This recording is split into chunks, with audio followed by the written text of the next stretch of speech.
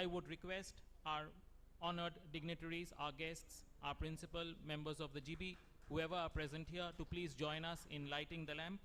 And the lighting of the lamp will be accompanied by a Vedic mantra to be delivered by Dr. Pradeep Sarkar of the Department of Sanskrit.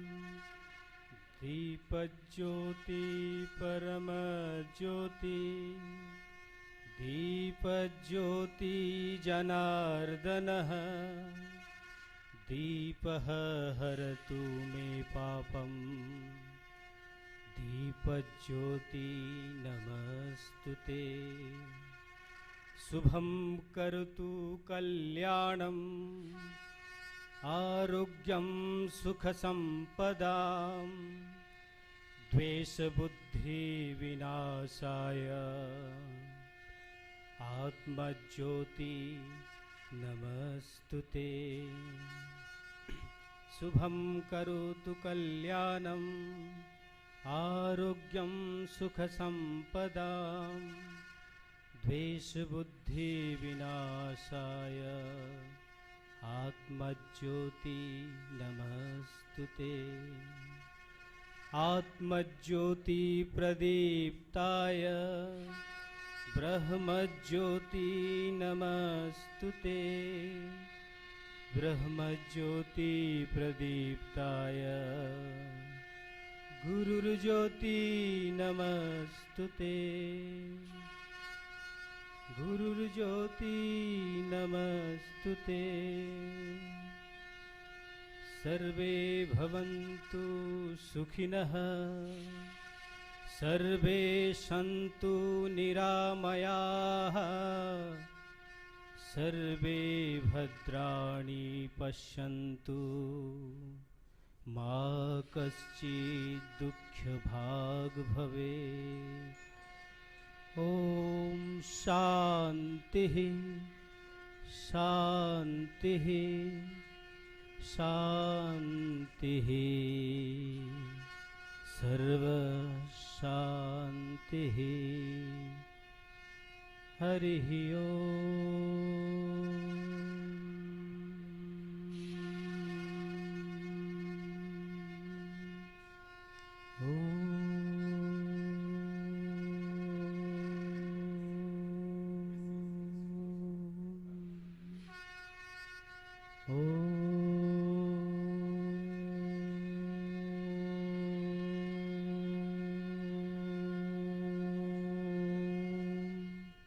Shanti Shanti Shanti.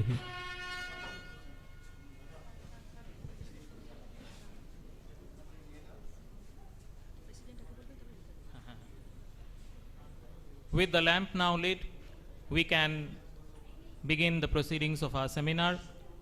I would now like to request the President of the governing body of Suri Vidyasagar College, Sri Bikash Roy Chaudhary, to please declare this seminar open and also provide his valuable inputs to us. Sir, if you can come up here.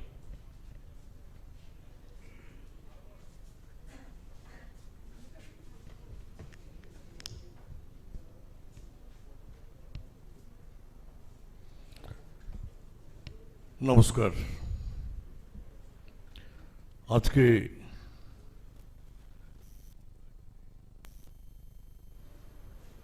যে মানুষটির জন্যে, যার কথা শোনার জন্য এবং যে মানুষটার জীবনে তার কতটা মানুষের জন্য অবদান, বিরসা মুন্ডা, সেই জনজাতির মানুষ আজকে যাকে ভগবান বলে জনজাতির মানুষরা মনে করেন, দেশের পৃথিবীর মানুষ যাকে শ্রদ্ধা করেন, আজকে সেমিনারটা তাকে নিয়ে। আজকের এই সেমিনারে আমাদের রাজ্যের বিভিন্ন অতিথিরা এসেছেন। আমাদের জেলার এবং আমাদের রাজ্যের পক্ষ থেকে তাদের প্রত্যেককে আমরা শুভেচ্ছা জানাই। অনেক আলোচনা এখানে হবে। এছাড়াও বিশিষ্ট অন্যান্য ব্যক্তিরা রয়েছেন আজকে এই সেমিনারে উপস্থিত। বিভিন্ন প্রান্ত থেকে, বিভিন্ন রাজ্য থেকে আগত আরও অন্যান্য অতিথিরা, আমাদের কলেজ থেকে, আমাদের জেলা থেকে, আমাদের রাজ্য থেকেও তাদের আমার শুভেচ্ছা। আজকে আমরা আলোচনায় বিরসা মুন্ডা, ভগবান বিরসা মুন্ডা, যে মানুষটা মানুষের হৃদয়ের মধ্যে রয়েছে। মাত্র 25টা বছর তিনি পৃথিবীতে ছিলেন জীবিত, কিন্তু আজও তিনি মানুষের মনের মধ্যে রয়েছেন এবং যুগ যুগ ধরে তিনি থাকবেন। তিনি একজন সমাজ সংস্কারক। আদিবাসী সমাজ, যেটা জনজাতি মুন্ডা, একটা সময় আমরা ব্রিটিশদের অধীনে ছিলাম প্রায় 200 বছর। সেই সময় একটা জনজাতিদের উপরে একটা বড় অত্যাচারের সময় গেছে। আমরা প্রত্যেকেই পরাধীনতা শৃঙ্খলা আবদ্ধ ছিলাম এই ভারতবর্ষে। ব্রিটিশদের বিরুদ্ধে লড়াই করার জন্যে সেই সময় আমরা প্রথম যিনি পদক্ষেপ নিয়েছিলেন, যেভাবে অত্যাচার হচ্ছে, জনজাতিদের যেভাবে তাদের অধিকার কেড়ে নেওয়া হচ্ছে, আর চুপ করে থাকলে হবে না। এবং আমরা দেখেছি, যেটা ইতিহাসের মধ্যে পড়েছি, তিনি প্রথম আদিবাসী সমাজের মধ্যে, জনজাতির মধ্যে যে লড়াই করার ডাক দিয়েছিলেন ব্রিটিশের বিরুদ্ধে, যে আমাদের অধিকার যারা কেড়ে নেবে, যারা কেড়ে নিচ্ছে, আর আমাদের উপরে যে অত্যাচার চলছে, এর বিরুদ্ধে সোচ্চার হওয়ার প্রয়োজন আছে। এবং আমরা দেশ এবং প্রতিটি জাতিকে এই ব্রিটিশদের অত্যাচার হাত থেকে আমরা মুক্ত করতে চাই, এবং প্রথম পদক্ষেপ তারাই নিয়েছিলেন এই বিরসা মুন্ডার নেতৃত্বে। 1875 সালে তার জন্ম ঝাড়খণ্ডের, এবং তার মৃত্যু হয়েছিল 1900 সালে। ব্রিটিশদের বিরুদ্ধে লড়াই করার জন্যে তাকে কিন্তু আদালত, ব্রিটিশদের আদালত ফাঁসির হুকুমও দিয়েছিল, কিন্তু ফাঁসির মঞ্চে তাকে যেতে হয়নি। তার আগেই তিনি, যেটুকু জানা যায়, যে কলেরা আক্রান্ত হয়ে মারা গেছিলেন, ব্রিটিশের অত্যাচারেই মারা গেছিলেন। তিনি হচ্ছেন মুন্ডা বিদ্রোহের নেতা, তিনি হচ্ছেন ব্রিটিশ বিরোধী সংগ্রামের নেতা, তিনি হচ্ছেন আদিবাসী অধিকারের প্রতীক, তিনি হচ্ছেন আমাদের ধরাতি আবা এবং বিরসা ভগবান।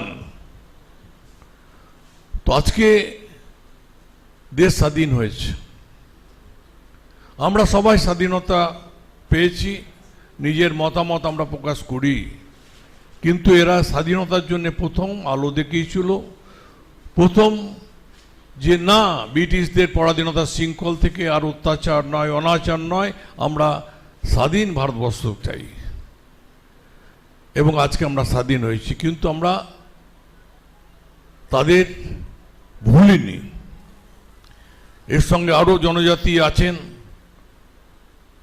সিধু কানু, চাঁদ ভৈরব থেকে আরম্ভ করে, কিন্তু নেতৃত্বটা যিনি প্রথম দিয়েছিলেন সেটা হচ্ছে এই বিরসা মুন্ডা।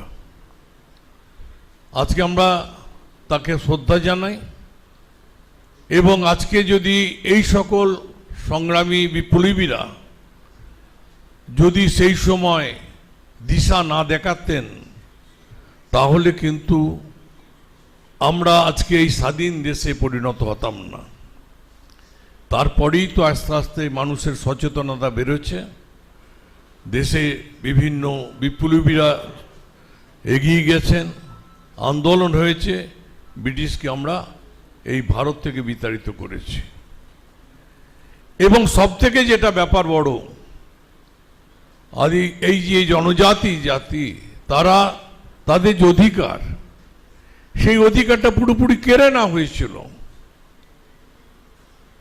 তাদের কথা বলার অধিকার দেওয়া হয়নি,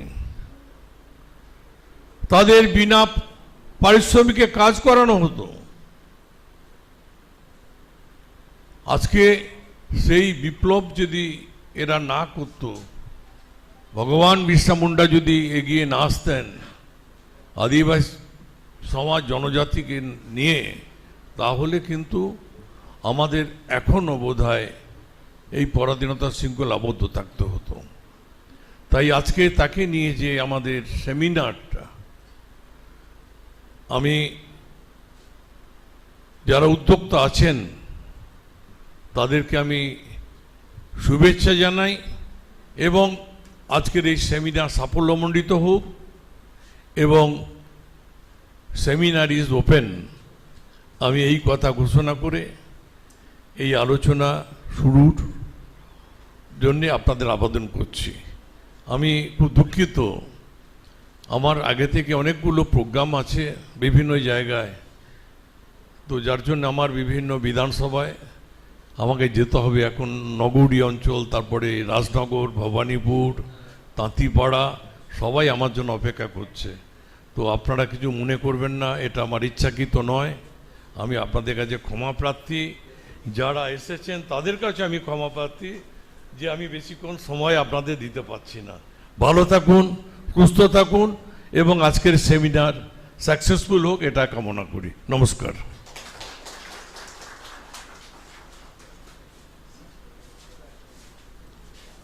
Thank you, sir, for your lovely words. It is our tragedy that being a very busy man, he is not able to devote much time to us, but we express our gratitude for his coming here and for sharing his valuable insights with us. Now, the book with the abstracts and the brochure volume of today's seminar will be unveiled by Sri Bikash Roy Chaudhary and the others. So that is, please follow that.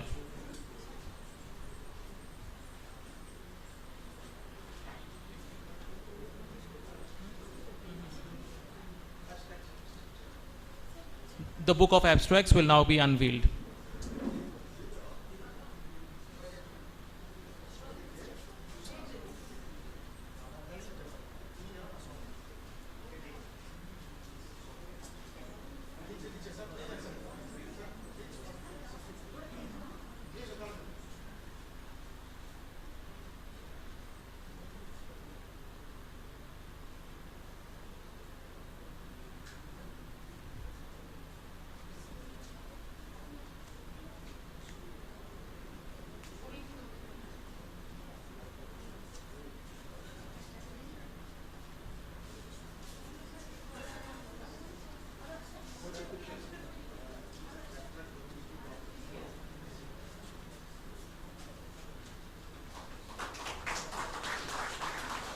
The book of abstracts is now open.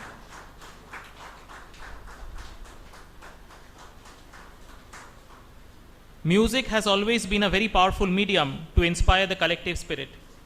It also adds a cultural dimension. The inaugural song is a Robindra Sangit, Aguner Poroshmoni, and I am sure the emotions of that song aptly sum up the spirit of unity, courage and sacrifice that the indigenous peoples' movements in particular uphold. I would request Professors Ishani Sinha, Dr. Kakoli Odhikari, Professor Choitali Gorai and Anirban Banerjee to please come up with the inaugural song.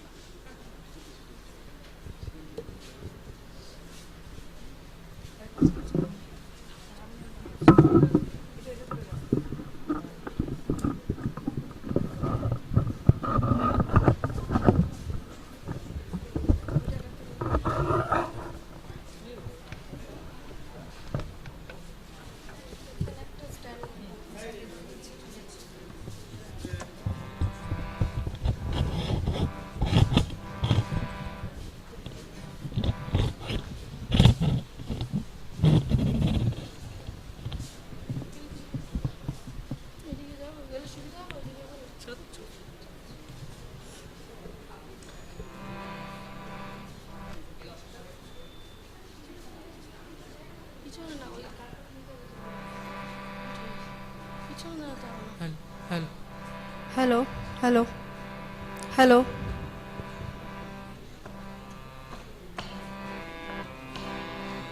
আগুনের পরশমণি ছোঁয়াও প্রাণে, এ জীবন পূর্ণ করো, এ জীবন পূর্ণ করো, এ জীবন পূর্ণ করো, এ জীবন পূর্ণ করো দহন দানে। আগুনের পরশমণি ছোঁয়াও প্রাণে,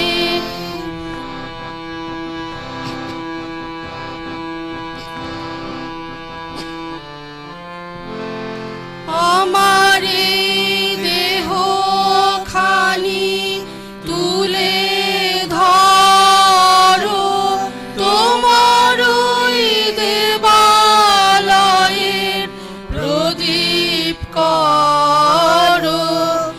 আমার দেহ খানি তুলে ধরো, তোমার দেবালয়ের প্রদীপ করো। নিশিদিন আলোক শিখা জ্বলুক গানে, নিশিদিন আলোক শিখা জ্বলুক গানে। এ আগুনের পরশমণি ছোঁয়াও প্রাণে।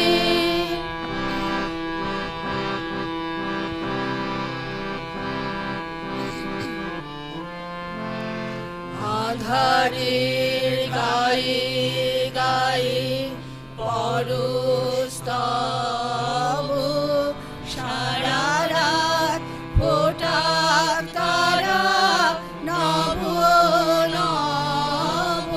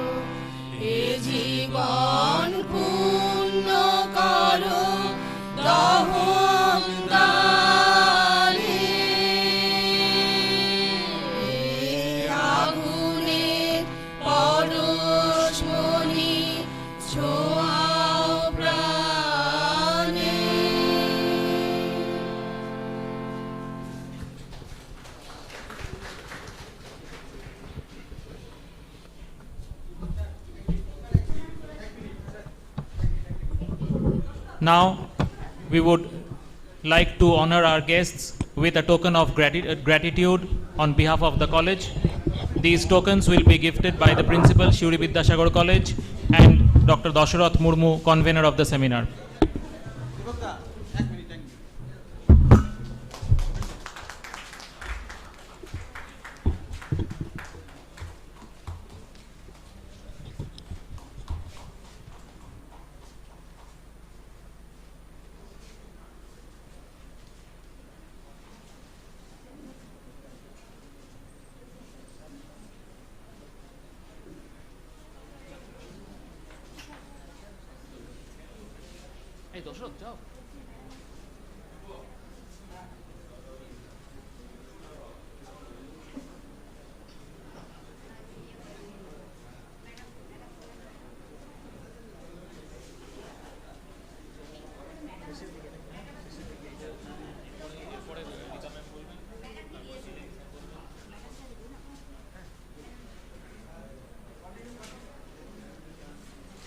After the singers have set the tone for the program today, we would now like to ask Professor Rita Mukherjee, Head of the Department of Philosophy, to formally welcome this gathering.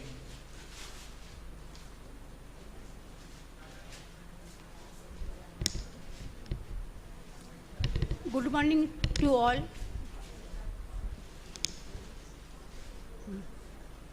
Good morning to all.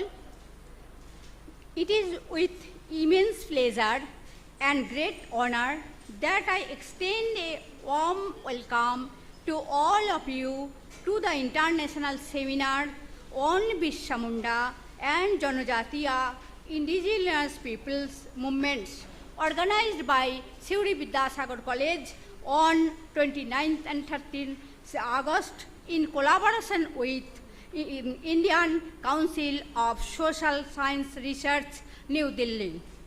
On behalf of the organizing committee, I extend a special welcome to our distinguished guests, keynote speakers, delegates from across the globe, researchers, academicians, and students who have gathered here to exchange ideas, share knowledge, and contribute to academic endeavor. The theme of this seminar is both timely and relevant. In today's rapidly evolving global scenario, scholarly discussion, and addressing emerging challenges, through this platform, we hope to foster insightful deliberation and meaningful interactions. I would also like to take a moment to express our hearty gratitude to all our dignitaries, session chairs, paper presenters, and participants for your enthusiastic involvement. Your presence adds immense value to this event. A special note of thanks goes to the organizing committee, faculty members, and staff whose tireless efforts have gone into planning and executing this seminar. I warmly welcome all of you and wish to success of this seminar. Thank you all.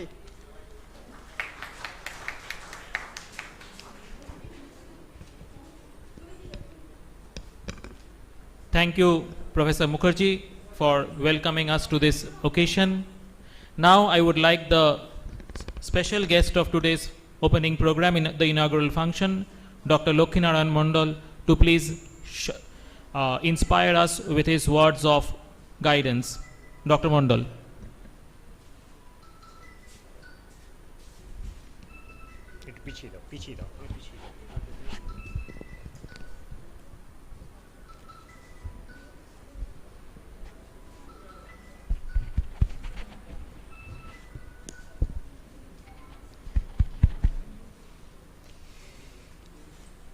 A very good morning to you all. Although it is approaching to the noon time, whatever it may be, again very good morning to keynote speaker Dr. K.M. Maiti, who is on online, I think. The chief guest already he performed or he spoke about the seminar. Our Sri Bikas Rai Chaudhuri, fellow speakers coming from outside, from different institutions, my esteemed colleagues, students, and other distinguished guests. It's an honor to me to be here at this international seminar to share and to have a few thoughts with you all.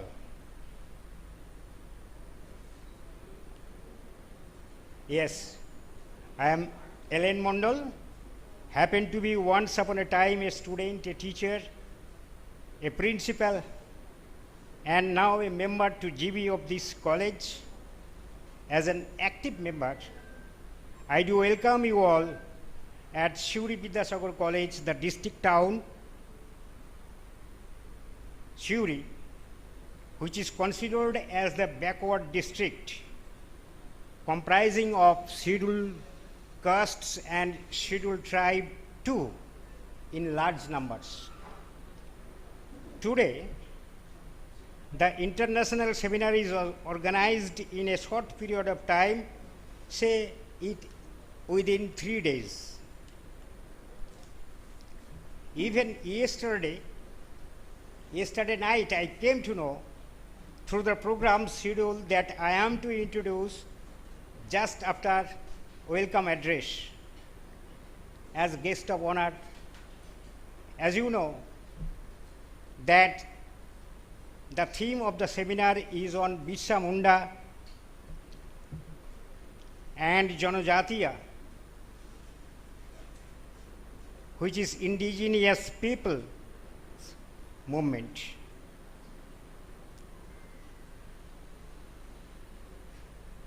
It is found from the themes of the seminar on tribal matters and movement of tribal communities in freedom struggle in particular.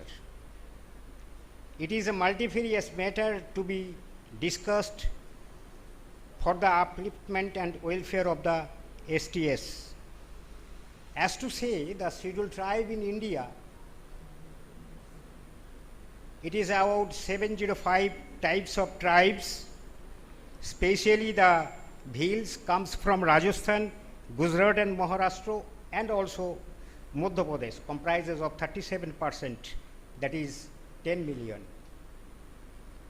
The Gond central area, 35%, which comprises of 9 million approximately. The Santals from Jharkhand and Bengal, it is about 34%. Besides that, Toto, they are having 15 members in the North Bengal, Mura, Nagas, and Sentinels. Why not? They are also the tribes. All are having the unique language, culture, and tradition. Notably, we can remember the Birsa Munda, who was associated with the revolution of the Ulgulan, the Aluri Sethi Ramra, which is known as the Rampa Resolution, which is specially specified in the Andhra Pradesh, nearly Godavari and surroundings. And Rani Gandeulu at Manipur, but she was a Naga spiritual leader. Tilka Majhi, who fought against the British, formed army at that time. Bir Narayan Singh, Chhattisgarh, became martyr in 1857 for grain snatching. That means he was able to snatch the grains from the rich man and distribute it to the poor man. That's why he became martyr. Besides that, Sidhu Kanu Murmu, he also organized 10,000 santals, ultimately proceeded towards Suri and spread over the Gonpur jungles, etc. So these are the short history of the revolutionary point of view from the tribal popularity. They are also having the challenges. Which are the challenges? That's why we have come into this international seminar to consider all these facts. The challenges is land displacement, the modernization and cultural erosion, socio-economic disparities, particularly literacy, health problems, and lack of documentation. What we can go forward with this seminar, we can bottom-up approach in public health awareness program to set up skilled local youth. Next, the literacy drive in tribal areas based on Solanki community, the knowledge and research data on tribal health, multi-level governance structure with self-help group making responsive and participative, based on principles, equity and inclusiveness, integration, affordability, flexibility, decentralization, financial autonomy and empowerment, which will be the holistic tribal policy in future. I will complete with the quotation of Swami Vivekananda: great occasions rouse even in the lowest of human beings to some kind of greatness, but he alone is really the great man whose character is great, always the same where he be. He is not applicable to God Birsa? Yes. That's why he is Bhagavan. We will go forward through discussions with the forthcoming speakers and have to enrich ourselves about the then social economic conditions and what to do. That's all. Thanking you all.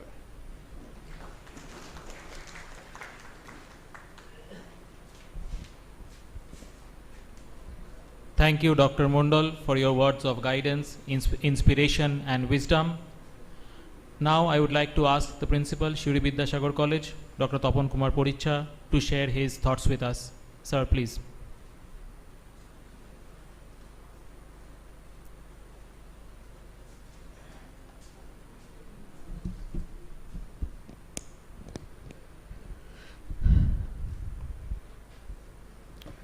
Namaskar.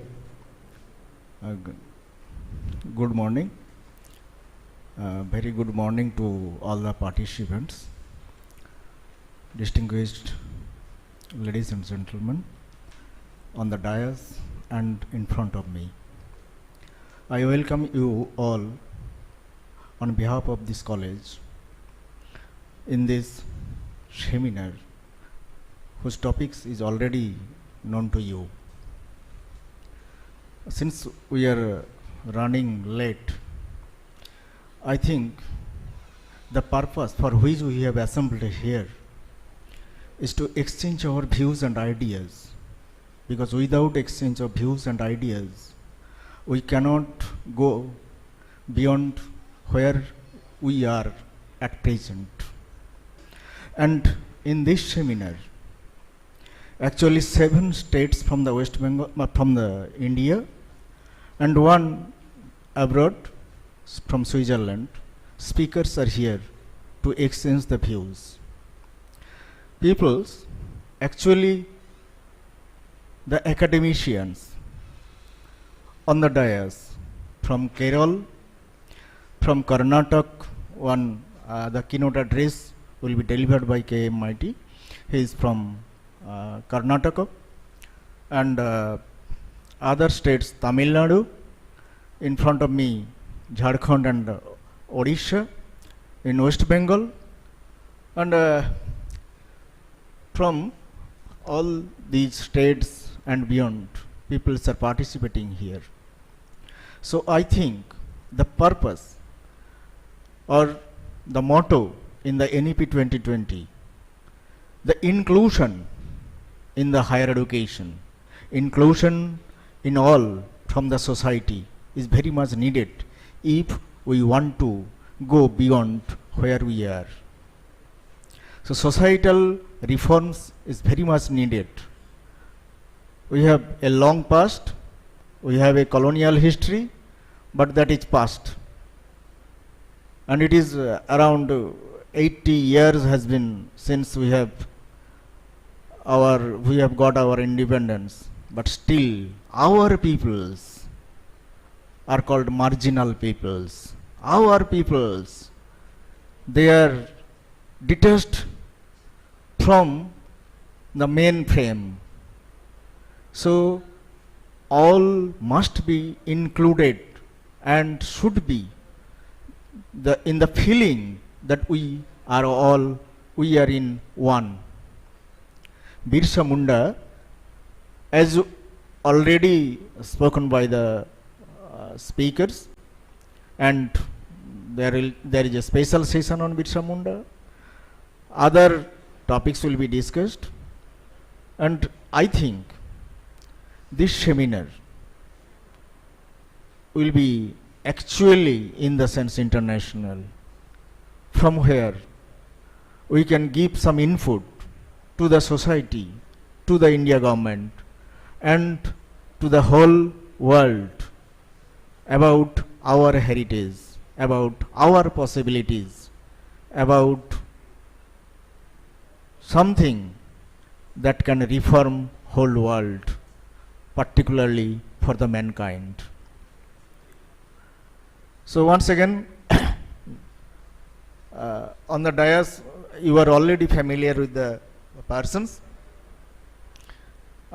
Still, Professor Terence Samuel, he is actually from Vishwabharati, and Professor Prabhahar from Tamil Nadu. I may be wrong in the pronunciation. Manonmaniyam Sundarnar University, and Professor Stephen, he is also from the Manonmaniyan Sundarnar University. Professor Pokkar from Calicut University, and our familiar sir, ex-principal and ex-VC of Sikkim Skill University is here with us for discussions. And there are so many invited speakers actually. In front of us, some invited speakers are there. Santosh Da, which is very familiar to me, Santosh Sil, Dr. from Jharkhand, Professor Soren, he is also from Jharkhand, and so many invited speakers are in front of us. So let's have a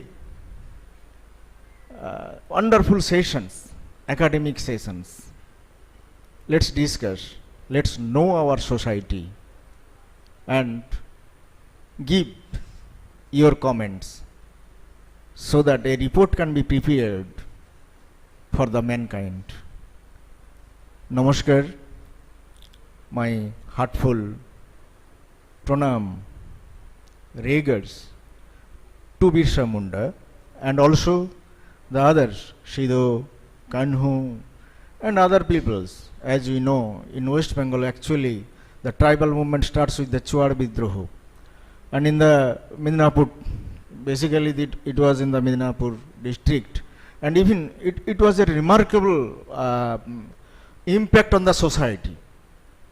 What I am saying, even in today, after so long, 1700 and something like that, that was Chuar Bidroho was happened.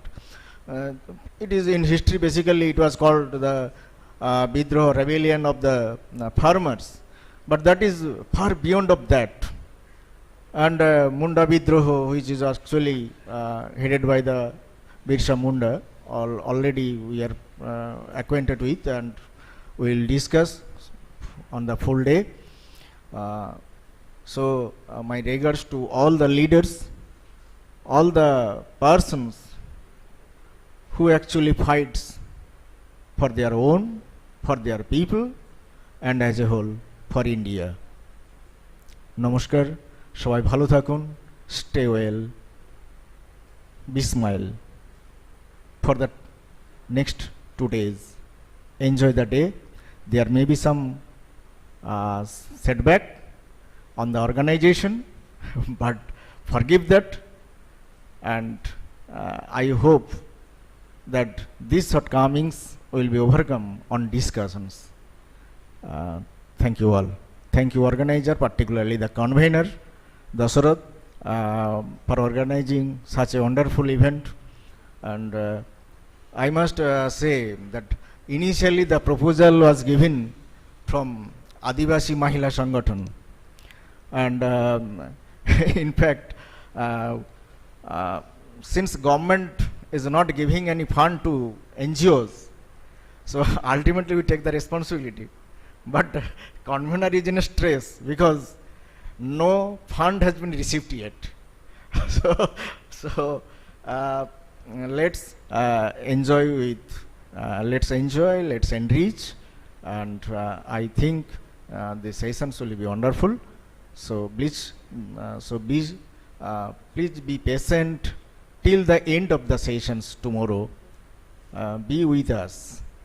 It is your program. So if there is any fault, if any shortcomings, don't hesitate. Please tell us. If whatever we can, we will try our best. Thank you all.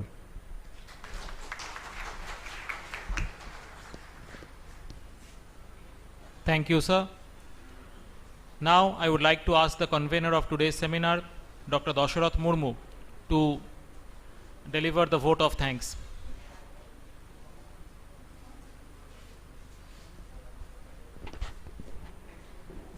Thank you so much.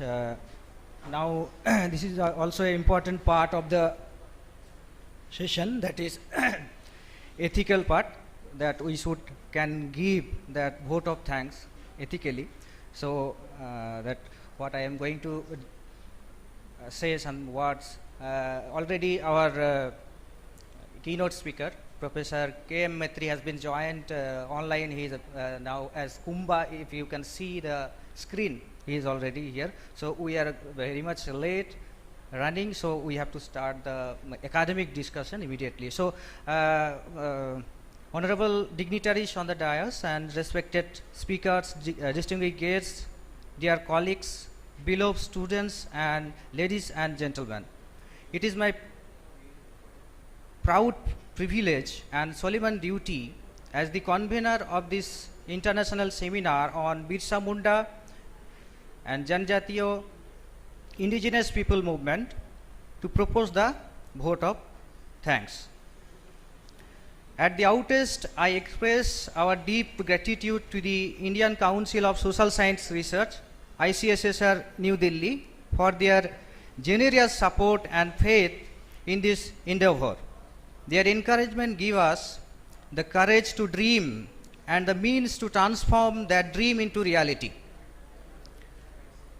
I must also acknowledge with humility that despite certain constants, as Principal Sir was telling, including the delay in the disbursement of fund from the ICSSR, we stood together with courage and solidarity in such a situation.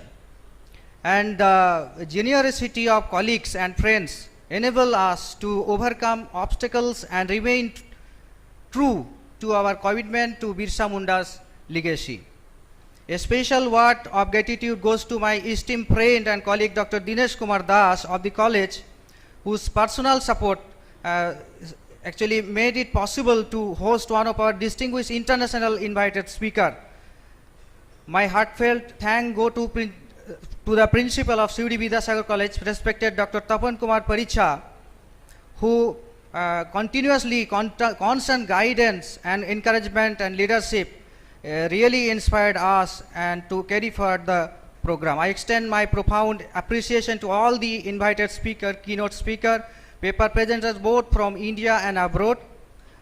Your scholarship and insights and words of wisdom will be enriched proceedings of this seminar. I thank the National Advisory Committee whose intellectual guidance help us frame the vision and spirit of this seminar, and the peer review committee also for maintaining the higher academic standards in the selection of papers. Thanks to the Mahali Adivasi Welfare Society that has been given by the principal sir, as they have submitted the proposal actually initially.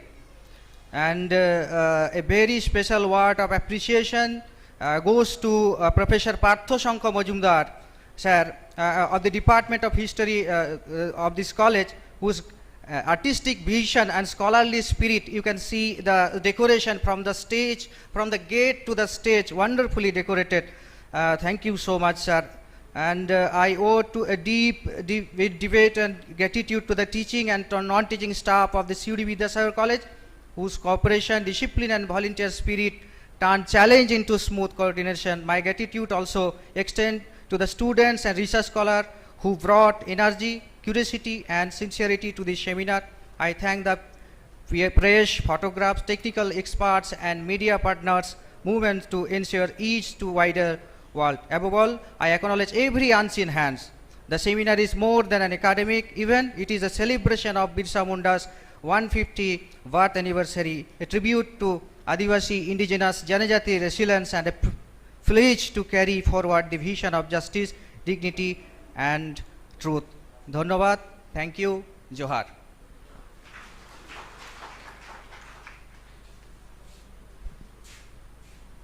Thank you, Dr. Dasharath Murmu. With this, the inaugural session is now over. We will move over to the first technical session now, and the first technical session will be chaired by Dr. Lokhinarayan Mondal, former principal, ex-VC, Shicom Skills University, and also member of the governing body of Suri Vidyasagar College. Sir, will you please chair the next session?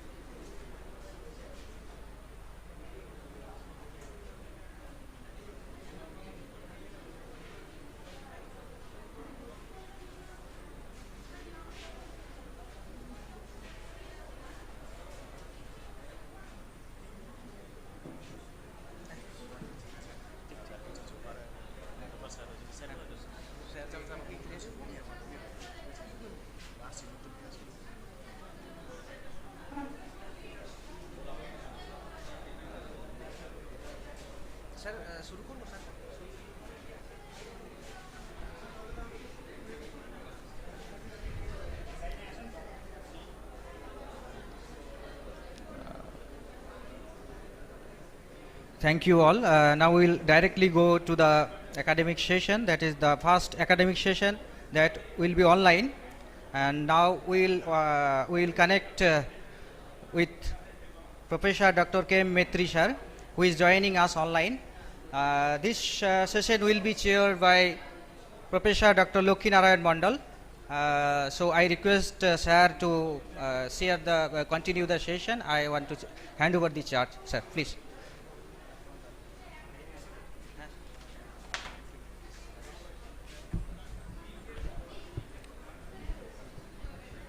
দেখতে পাওয়া যাচ্ছে না তো ওনাকে? Hello. Yes. Is Professor Metri is online? Organizer?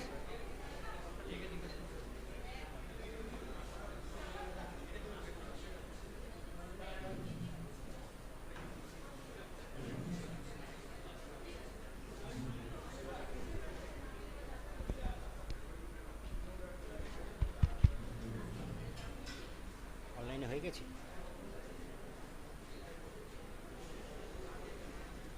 Am I to start? Dasarath?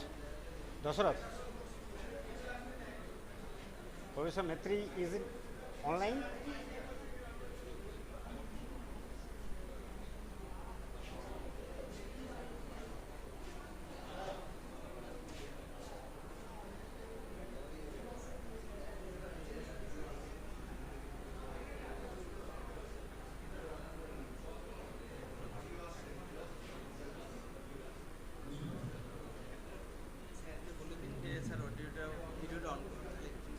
কোন সাইডে? শুনতে পাবেন তো? Professor Metri, you are requested to put on your video, otherwise we are unable to follow you. Practically you are requested to open your video.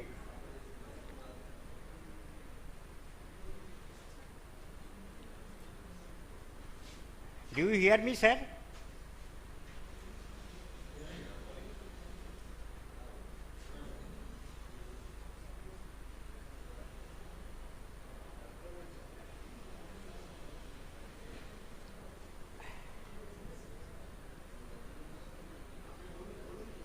It's not understood whether Professor Metri is online or not.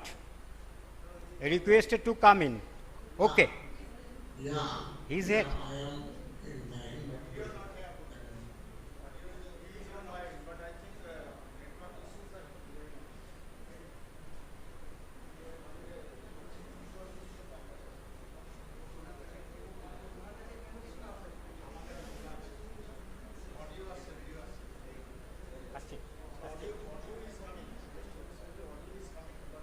Sir, audio is coming, but video is not.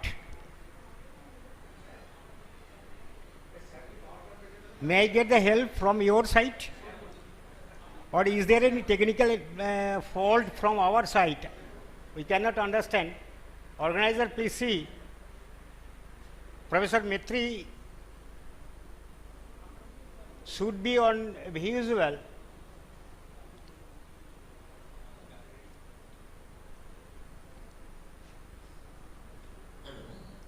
Yes, are you? Okay, so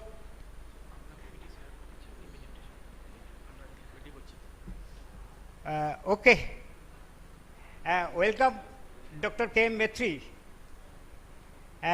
We were expecting that we will be seeing you physically at Suri, but due to some problems from your side, you are online, and you are the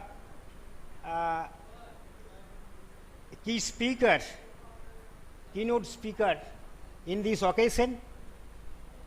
Our first session had been completed just for the introduction of the different delegates, the speakers, etc. For your information, we are having Professor Pokkar, Terence Samuel, Professor S. Prabhakar, Dr. G. Stephen, I think he is present here. Dr. Sripati Tudu, Dr. Kalachand Mahali, they are the speakers after your deliberation. Sir, you are the man in expertise. We have gone through your CV, but it is very difficult to speak about you within a very short of time. Just to present yourself, he is the Senior Professor of Tribal Studies, Kannada University, Hampi, former Vice Chancellor, Vijayanagar Sri Krishna Devaraya University, Ballari, and he will be presenting his keynotes as a speaker. The main key words of Dr. K. Maithi for his deliberation, those are tribal revolt, Sidhu, Kanu, Birsa Munda, Bhil, Gand, Munda and Santal. Although the Birsa Munda, they are within the Santal communities. So it is up to you, sir, and over to you for your deliberation, though you are not being seen in the video. Okay, we will be continuing this as in record. It will be recorded. Just continue through your audio. Thank you, sir. With this short key, I hand over the microphone to Professor K. Maithi and myself, Ellen Mondal. Sorry, I am Dr. Ellen Mondal from Suri Vidyasagar College as ex-professor. Okay, the microphone is over to you, Dr. Maithi.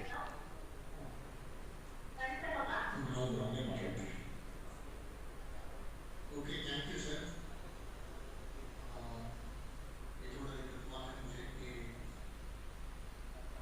My visual embarrassment. Only to thank you. With the surgery reply to my already मेरा PPT भेजा है मुझसे उनको वो PPT आपको share करेंगे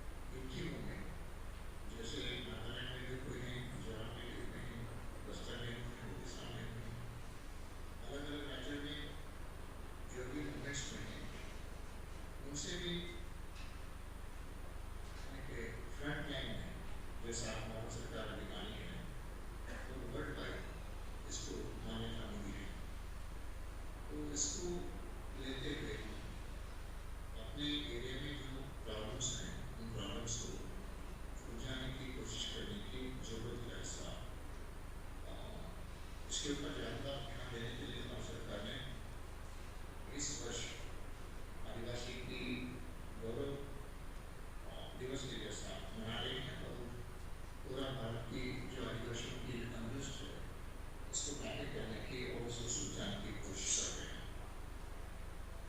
इसमें अभी जो इनागुरल सेशन में जो बात की है बहुत सी चीज़ें इसमें उभर के आए थे, जैसे कि लैंड और फॉरेस्ट राइट्स हैं, कल्चरल एरोजन है, मार्जिनलाइजेशन एंड इनइक्वालिटी है, क्लाइमेट वल्नरेबिलिटी है, इन सभी चीज़ों के ऊपर उन्होंने ध्यान खींचा है। तो आज की जो हमारे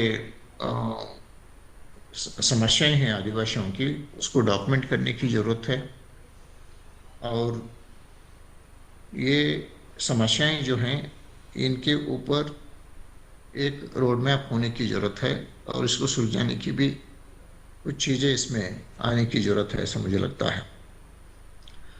तो ये जो सेमिनार है, ये सेमिनार में भारतीय परिप्रेक्ष्य में, क्योंकि पेपर्स तो ज़्यादातर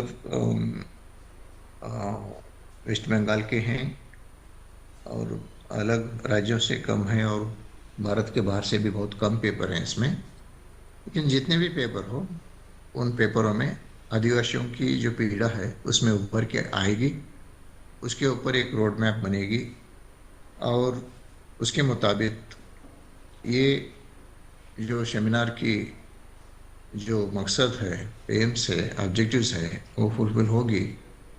पॉलिसी फ्रेमवर्क के लिए एक अच्छा एक डॉक्यूमेंट होगा, ऐसा मेरा विश्वास है। तो इतने जितने भी यहाँ पर पार्टिसिपेंट्स हैं, इंटेलेक्चुअल्स हैं, आदिवासियों के बारे में सोच रहे हैं, उन सभी का सोच इसी के ऊपर ज़्यादा चर्चा करते हुए एक निष्कर्ष आए, यही मैं चाहता हूँ। मैं विजुअली नहीं दिख पा रहा, कुछ समस्या इसमें है और ऐसा एक अवसर मुझे आपने जो दिया, इसलिए मैं आप सभी को धन्यवाद अर्पण करते हुए मेरा वाणी यहीं पर समाप्त करता हूँ और ये सेमिनार सक्सेस हो, ऐसा मैं आशा करता हूँ। धन्यवाद।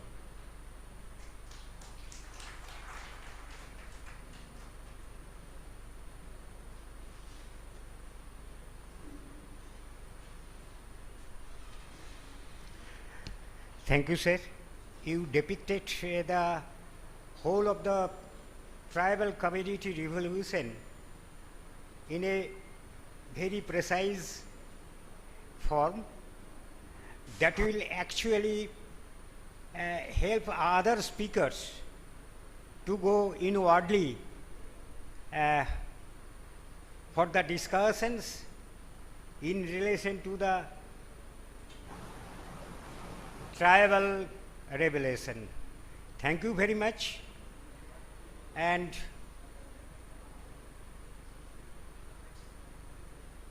am I to open this microphone to the audience or any other delegates to know about some points which had been depicted?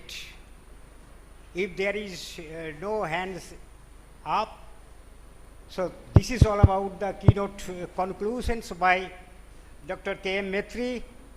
Thank you, sir. Have a good day and wish you a very good health. Thank you very much, sir. Thank you, sir. And Thank you, sir. Thank you. Thank you. and very much greetings on behalf of Suri Vidyasagar College and the seminar committee. Thank you, sir. The next.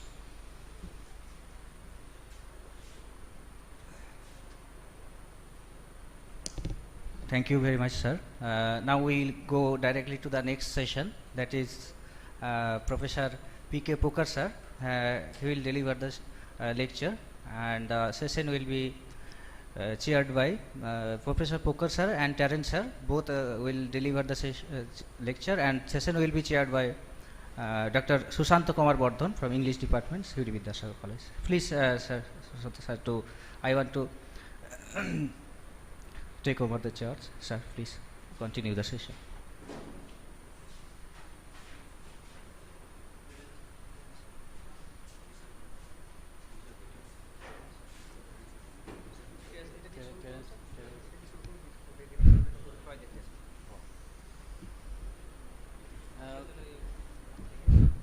thanks to the organizing committee for asking me to chair the session.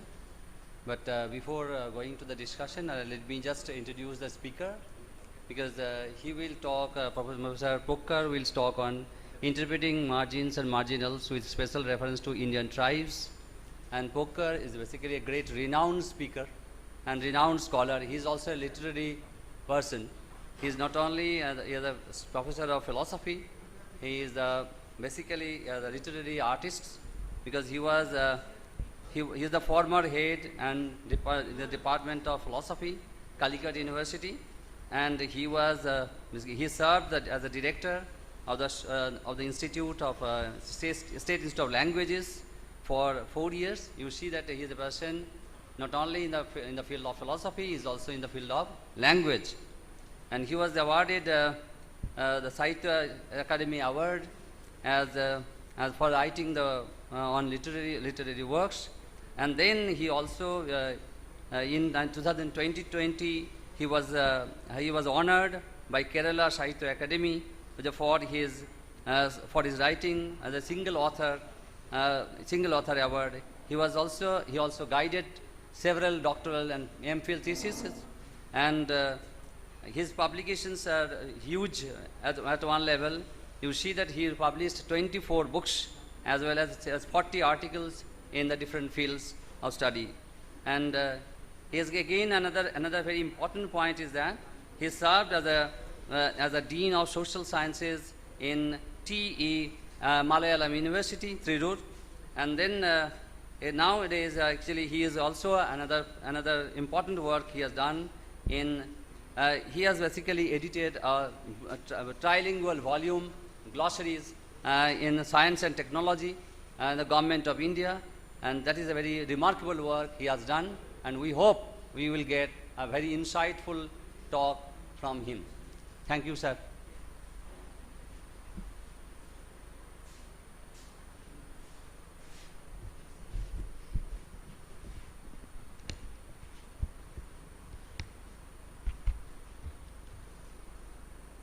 Thank you, Professor Sushant Kumar.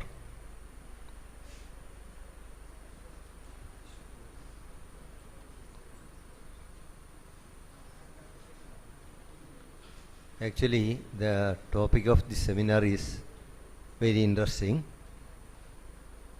As you know, Department of Philosophy and the college in general conducts a seminar on indigenous people and their fight for freedom, and commemorate Birsa Munda, who was their leader and who is mostly forgotten. Not only he, but many of such leaders have been forgotten by us. And since we are remembering Birsa Munda, and lot of people who have been marginalized not only in our country but elsewhere also, so I think the idea of conducting such a seminar with the help of ICSR is indeed very healthy, very praiseworthy endeavor on the part of the college. So I first of all check. congratulate and thanks the Department of Philosophy and the college for organizing such a seminar. But however, many questions comes into the mind of anyone who talks on such a topic, because we are talking about tribals and who is a tribal and whether he or she is here. And even now, why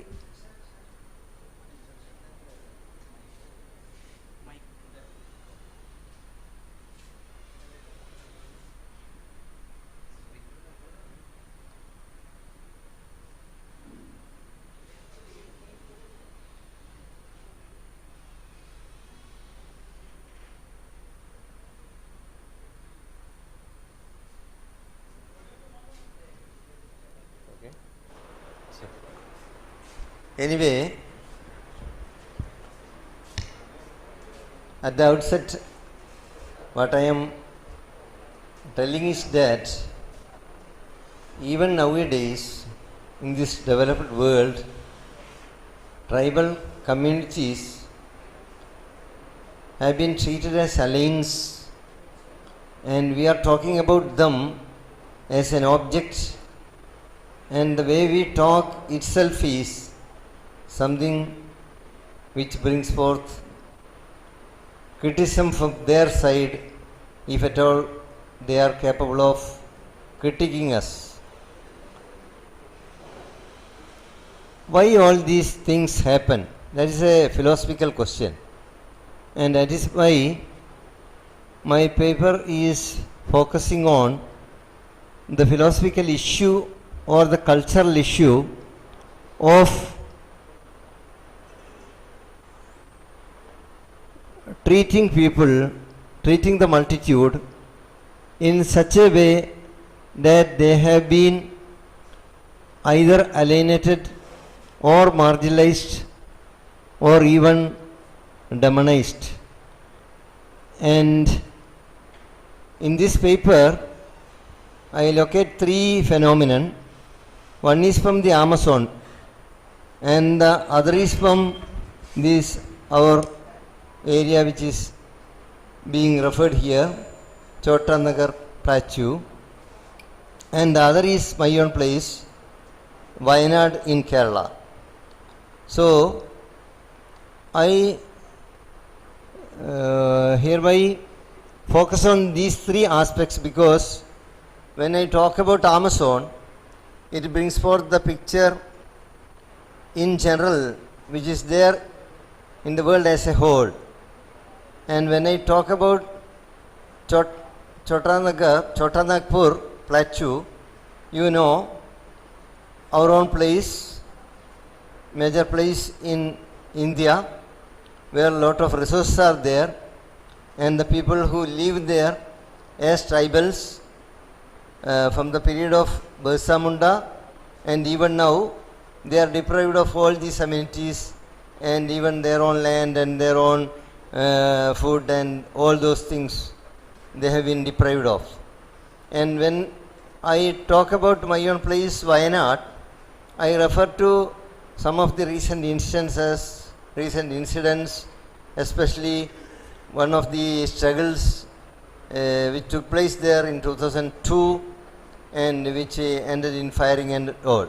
So, I think it is better to read out my paper, and my contention in the whole paper is that the stigma that we are attaching to certain sections of people, whether it is tribal or non-tribal or caste or community or whatever, such stigmas create some kind of a demonizing and some opportunity for the mainstream people to squeeze them, to plunder them, to exploit them, to make use of their health and wealth, and in that way.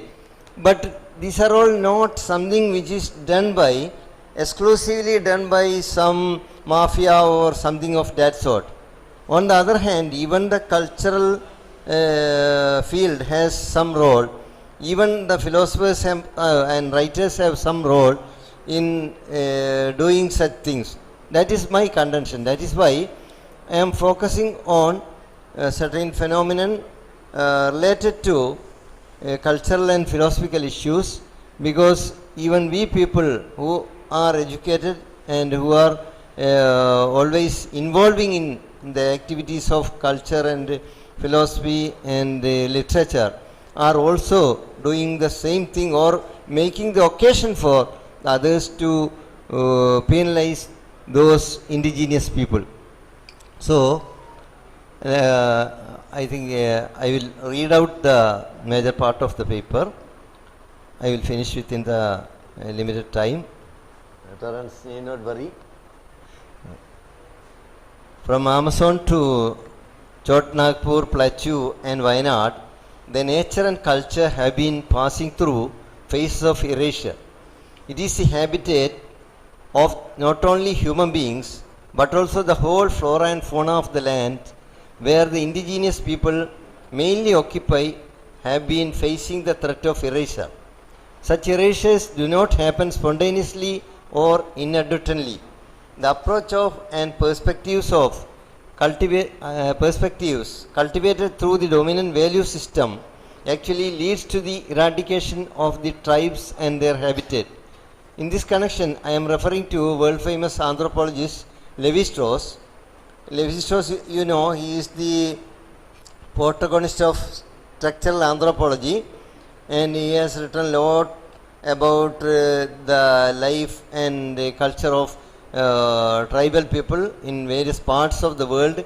And he had visited Amazon, and his experiences in Amazon have become another book called Triste Tropicae. It is there, even you can download it and read. It is a good book actually.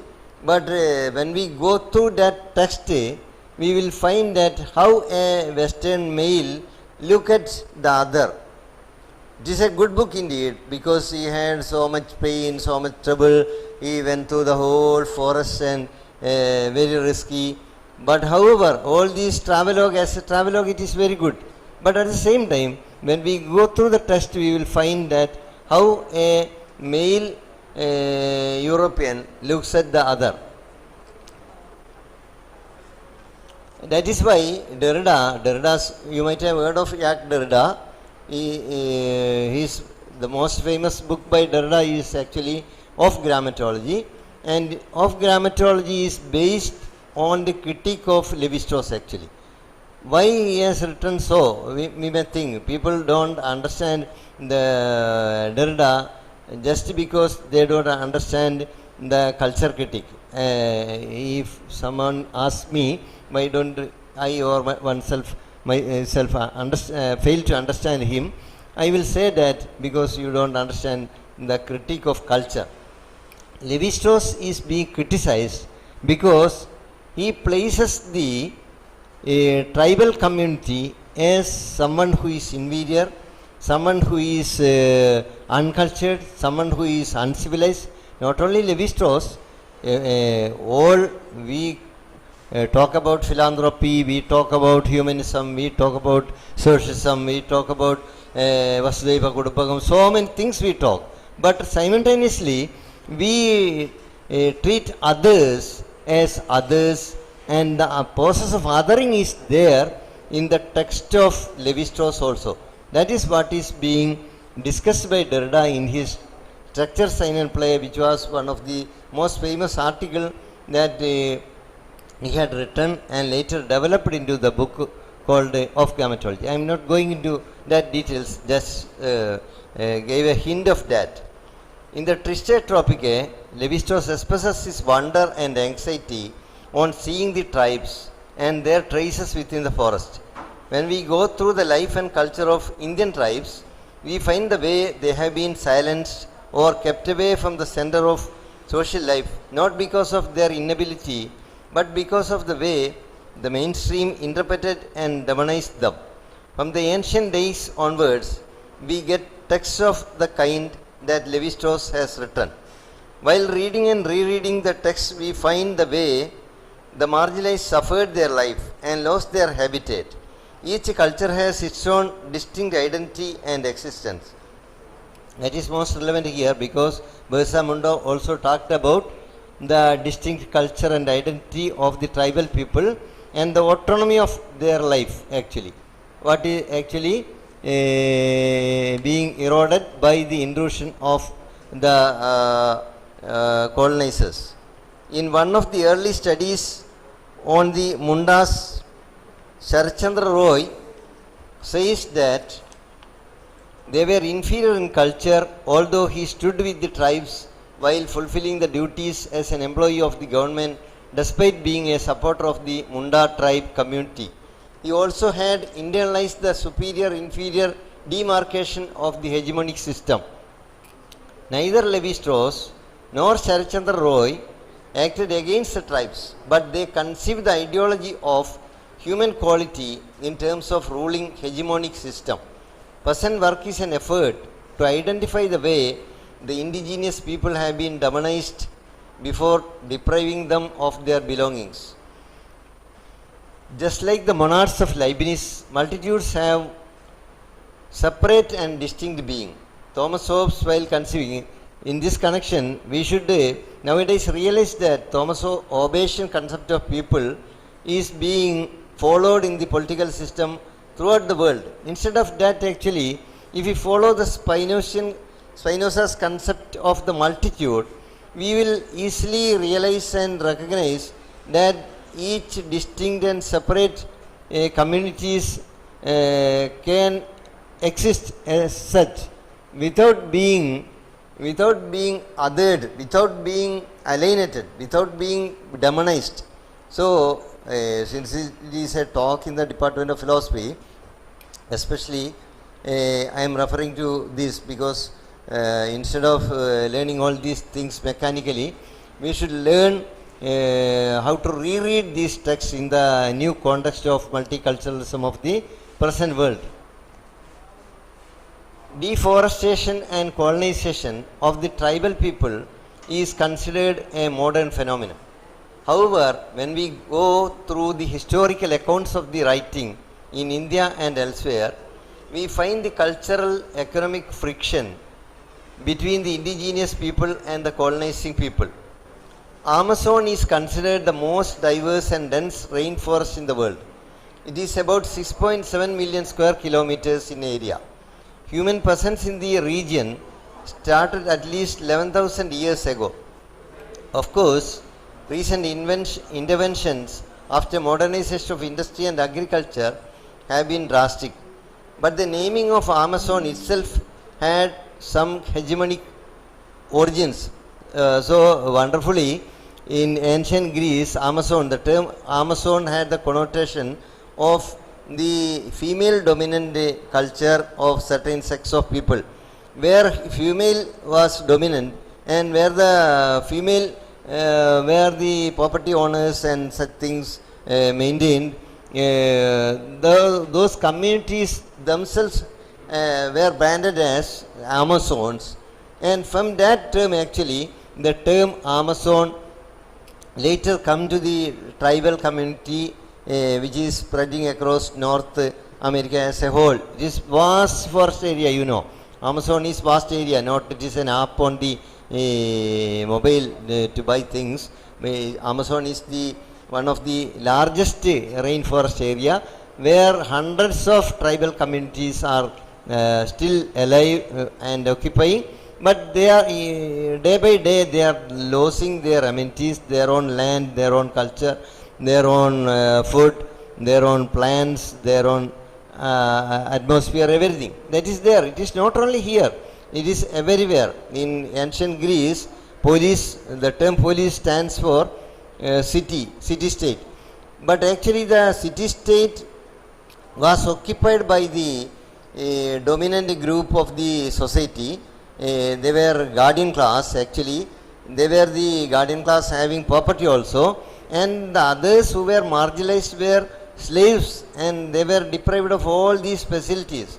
We study Greek philosophy, Athens as model, everything. But we know that even Aristotle, who was a great scholar, indeed he had encyclopedic wisdom, but he thought that women should not go outside because they have less number of teeth and they need more time to consume food and all.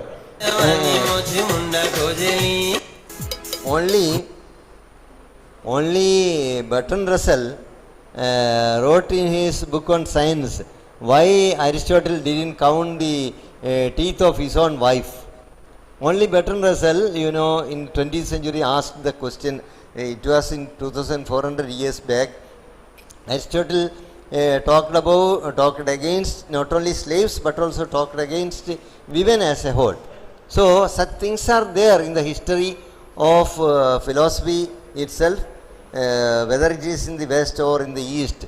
The dominant group or the dominant society or the dominant property owners naturally demonize the other sex and they exploit them. That is what I mean. Actually, Herodotus described Amazons as man killers. Man killers. They were branded as inferior, not only inferior, but as man killers.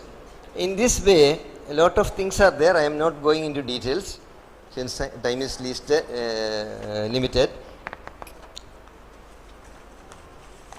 So, when we come to India also, here also we find that the indigenous people, especially the inhabitants of the forest and hill areas, were named as Asuras, Rakshasas and Dasyus. Rigveda mentions some characters named Dasas and Dasyus. These people are illustrated there as the enemies of Vedic people, since they oppose the sacrificial cult of Veda. Dasas are closely related with the Dasyus, then Rakshasas and Asuras in Rigveda. Rigveda refers to warring tribal groups also. Although scholars and historians differ in mapping the period of Rigveda, the different communities or tribes of the period broadly refer to the binary as those who follow the tradition of Vedas and those who do not follow the traditions of Veda, as we normally learn in the textbooks, heterodox, orthodox, division, etc.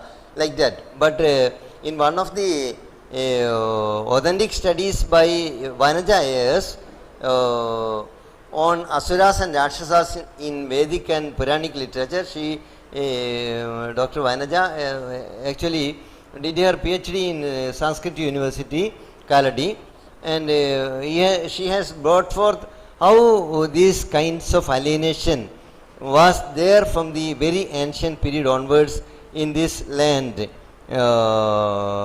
Despite we preach about all those good things, all those high values and all, we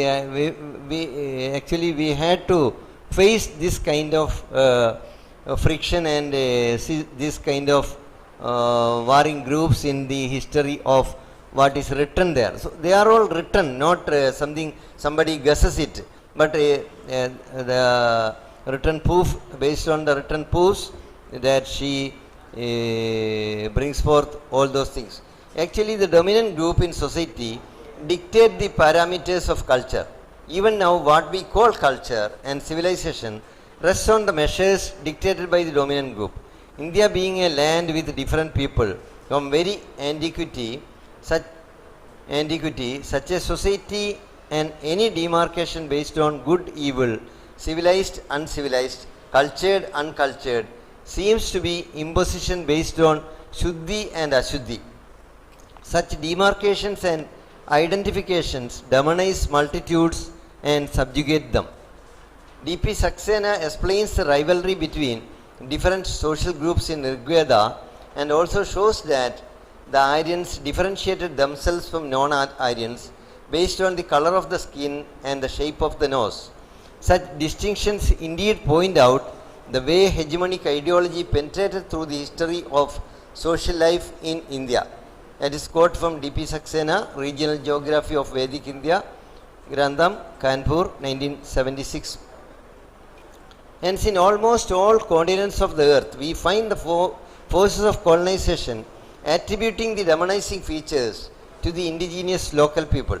Actually, the city-centric culture in ancient Greece and caste-centric culture in India developed by exploiting the laboring natives by means of establishing their inferior nature. The superior, inferior, civilized, uncivilized, Shuddha, Ashuddha binaries created through many of the canonical texts sheds light into the way the margins created and the marginalized exploited. Here the margin, one of the texts, one of the book by Derrida is titled as Margins of Philosophy. Actually, nowadays in the postmodern period, people are talking about the margins mainly throughout the world, not only here but everywhere. Because when we have a center, normally others will be marginalized. When the margins come to the center, there cease to be center and everybody will have some kind of equal opportunity and equal positions. Now I come to the conclusion. Before concluding, I come to the Kerala context of tribal. C.K. Janu of Kerala, who had led many struggles for the tribals for the autonomy and land, has written a autobiographical book called Adima Makka. That book is called Adima Makka. She is still alive and she is very active also. In the book, she explains how different tribes of Wayanad in Kerala are struggling to live. She explains why and how the tribes have their own religion and the need for their autonomy. In 2002, the tribal community of Wayanad had organized a struggle for their land at Muttanga, and it ended in police firing and killing many tribals. Janu, who was arrested and jailed following the struggle, writes that the hegemonic demonizing of the tribes and those belonging to the community play the dominant role in eradicating not only tribes but also the forests, leading to total catastrophe. That is an issue. We think that by mining or by exploiting the land, simply the tribes are getting eradicated or killed and etc. But on the other hand, we should understand that if the forest as a whole is being destroyed, naturally our ecosystem, we are always talking about ecosystem and feminism, everything, but we know that in practice, how far we are capable of preserving all these things, it is a question. It is a big question before us. So, Janu says that they are destroying not only the lands previously occupied by the tribes, but also the forests where the animals were living, and it leads to the catastrophe. The animals are nowadays coming to the mainland, and it is making so many troubles to the mainland people. Such things are there. Before concluding, let me quote from C.K. Janu. Although differing in their language, rituals and faith, Kurichar, that is a community within tribe. Kanikar, that is another community. Adiyar, Paniyar, Malavedar, Mulla Kurumar, Ten Kurumar, Veta Kurumar, Irular, Urali, Muduven, Mannan, Ulladan, Malambandadan, Mudugar, Koragar, Mavilar, Karimbalar, Kadar, Iravan, Hilpulaya, Malayar, Marathi, Aranadar, Kondareddy, all these communities are there in Wayanad actually. And she says that although there are all these communities, they are all agree that they have one religion, and that is Adivasi religion. That is her main argument in the book. And it should be considered Adivasi religion of the tribes. She says that they have, they differ in their practices, rituals, etc. But however, they all practice Adivasi religion, and they all agree that they should be allowed to maintain their own existence culturally and socially and ecologically, environmentally, in all ways. They should be allowed to live as such without being intruded, without being troubled, without being plundered by the mainland people. As Janu discusses in the book, the tribes are even deprived of space to cremate their bodies. That is trouble. Even nowadays, all forests are there, but they are deprived of even land to cremate their own bodies, because forest area they can't intrude. That is why in Muttanga there was firing. There was firing because they occupied the forest area. Forest area is government property. In that way, they are being wiped out from their own places of or their own habitat, and without being addressed such issues, our discussion of their culture, their life, their struggle will be meaningless. Anyhow, I think the seminar, today's deliberations will focus on their life, their systems, their autonomy, etc. Thank you very much for your kind and patient hearing. Thank you.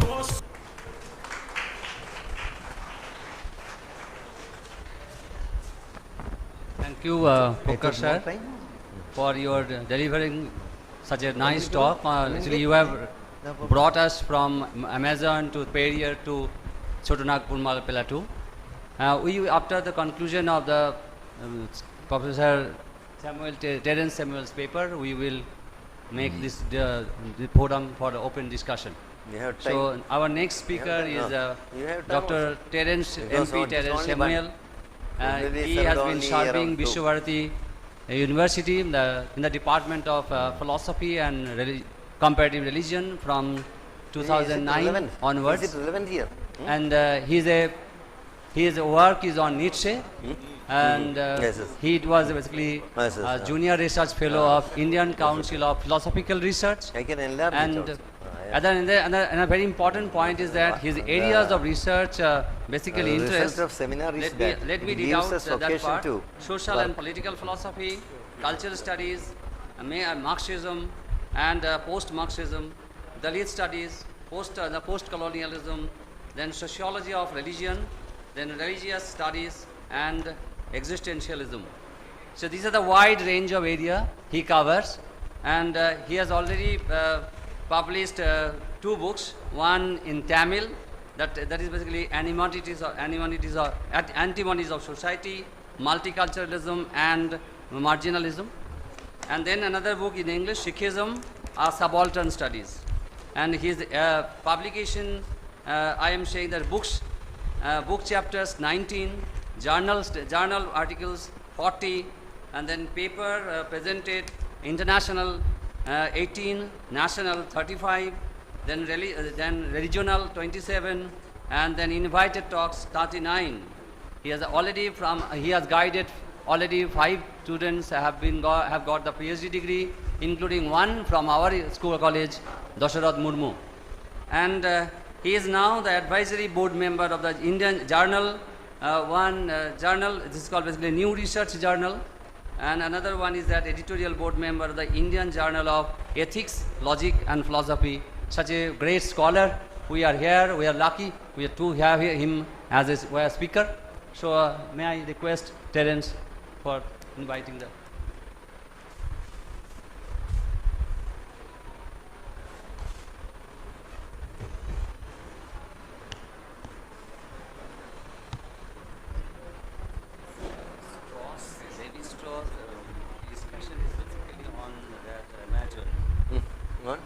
Amazon tribes. Yes. No, not on Imagine. Actually, he had visited Nambikwara, so many places, and based on his traveling, he has written separate book also. We are basically aware of the request. কলারটা বন্ধ করে দিন, আওয়াজটা শোনা যাচ্ছে, কলারটা বন্ধ করে দিন।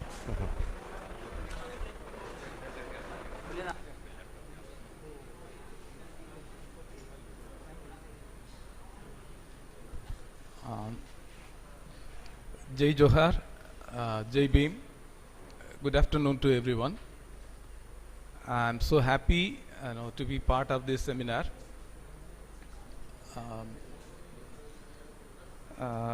It's very interesting. It's gaining certain, the tribal, indigenous, Adivasi movements. They are gaining some space, at least in the mainstream academics.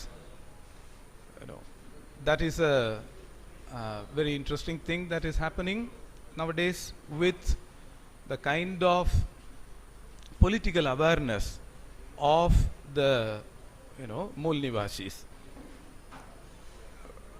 Even though these words are very different, that they are using different words to mean the Mool Nivashis or Adivashis, they have all their own political significance that we need to understand. Nowadays, the word is Janajatiya, like that, and some of the right wing will use Vanavashis to mean, as Professor Poker was also talking about that how by talking about certain people as Vanavashis still in the 21st century, how we are morally, culturally degrading them, considering them as, or treating them, or with a kind of a lens, how we are looking at them as uncultured or uncivilized. This is the kind of political things that are still going on. So, how do we understand the historical movements of the, Adivashis or Mool Nivashis? This is my concern here. As Professor Poker was, pointing out, there is a kind of stigmatization of the Adivashis.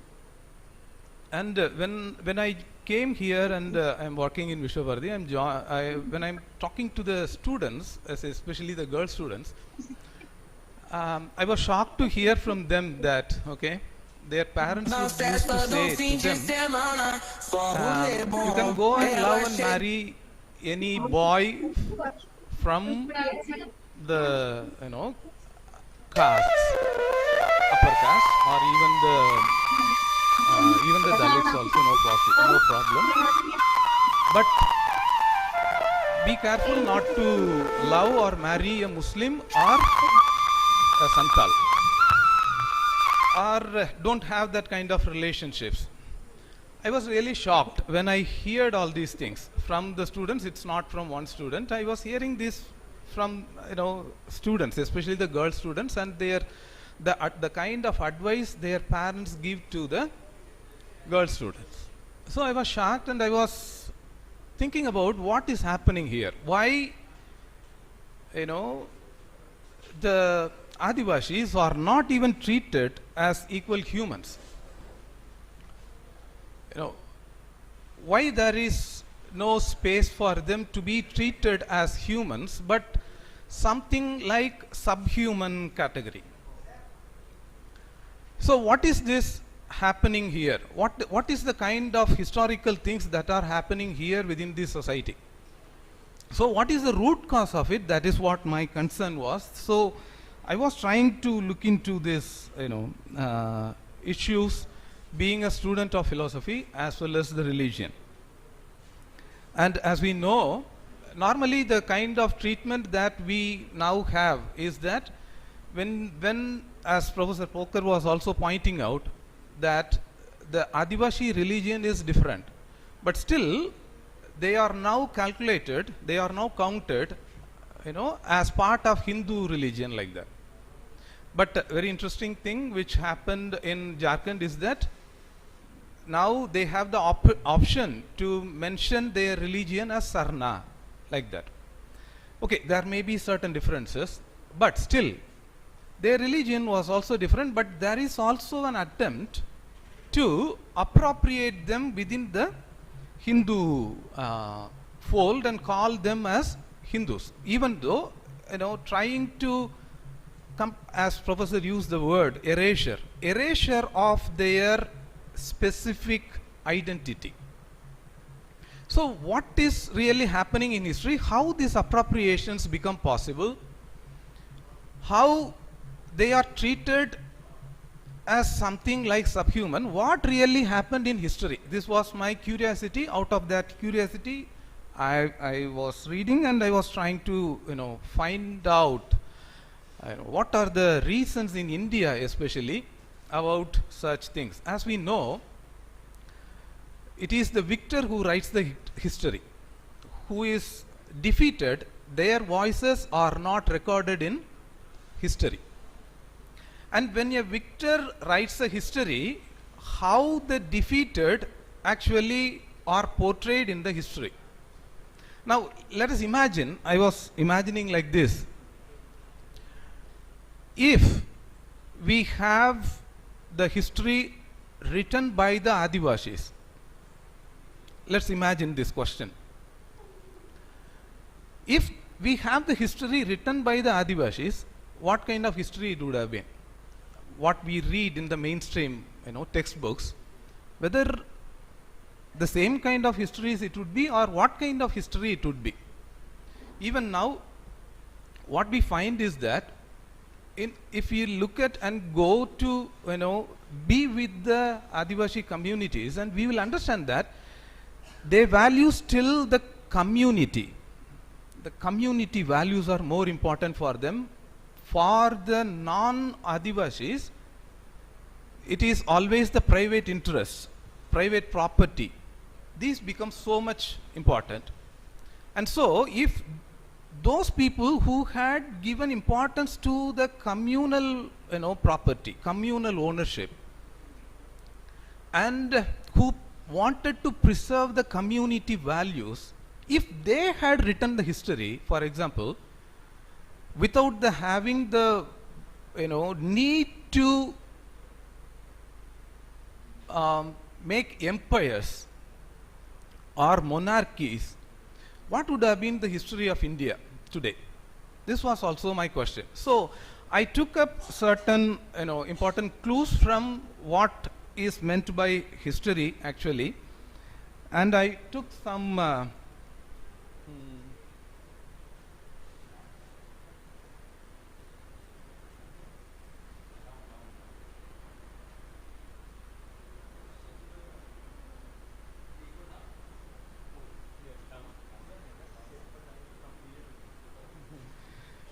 So, my question basically about how do we understand the history or indigenous movements. What Marx would say, I will take a reference that we normally think that history actually moves very peacefully. It's just a change that happens like that. But Marx was thinking that there is always a struggle between two classes that makes the actual history. And it is not the peaceful thing. If the history had been peaceful, then there will be no violence from the ruling classes. The changes would have been peaceful if there was no violence from the ruling classes. This is what Marx would used to say. So there is always this difference actually, that the history is a history of class struggle. Now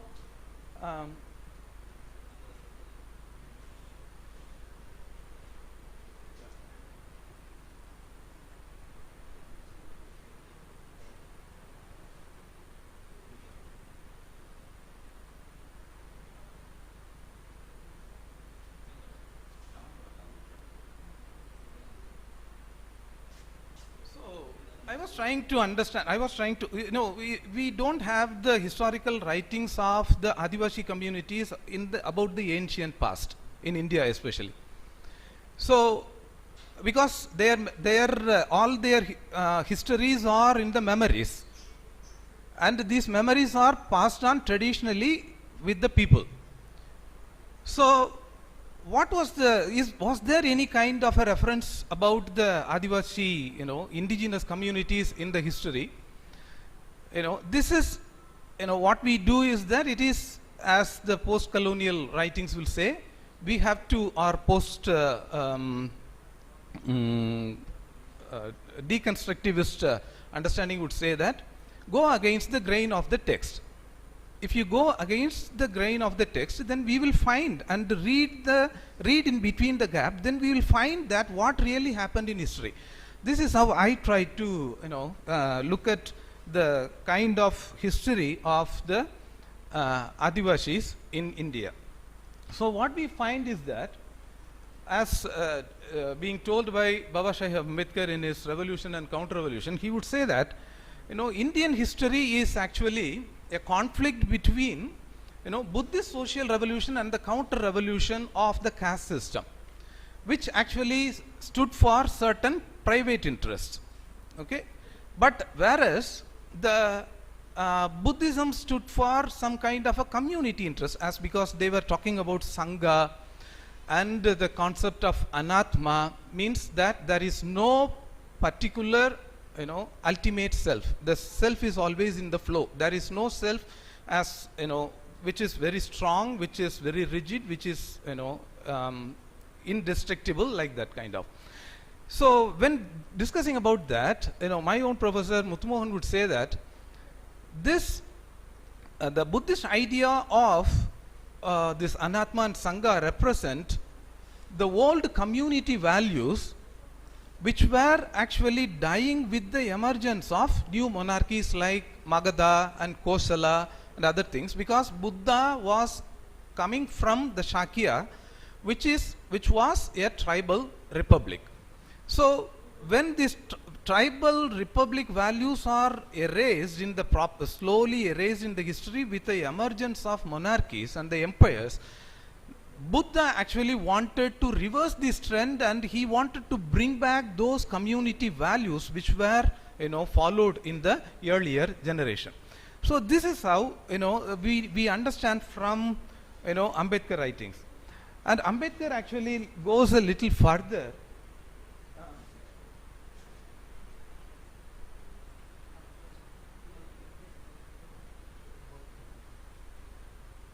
If we then we go to I went to Ambedkar refers to this. Went to Manu. He goes to Manu. Manu mentions about 5 jatis. Professor Poker also mentioned about Dasyus, and Dasyus are mentioned as Anarjo. So who are Arjo? Arjo are 4 varnas. Those who do not follow the 4 varnas, they are Anarjo. Anarjos are, one example of Anarjos are Dasyus. Now, who are these Dasyus? Dasyus are meant against the Dasas, and this kind of a classification we find. Now then, who are these Dasyus? When we go into that we understand that there are other castes also, like Vratya, Fallen, and Shankara caste, that is mixed caste. Manu mentions about all these things. And so there was a community, there were communities of people who did not accept the Varna Dharma model of classifying the society. Then the question is, who are they? Who were these people who did not accept the Varna Dharma model of society? What we find is that, these were all the ancient indigenous communities which always resisted, to be appropriated within the Varna system or the Jati system. So what we find is that, the indigenous people, indigenous communities, or Adivashi communities, they resisted always against their appropriation into the caste system. This is what we find. Now, very interestingly, Babasaheb Ambedkar has done an excellent work about, on these indigenous communities in his 4th volume, The Riddles in Hinduism, which was published after his death. There he says that the Manu has perverted history and defamed the most respectable and powerful tribes into bastards. Who are these bastards?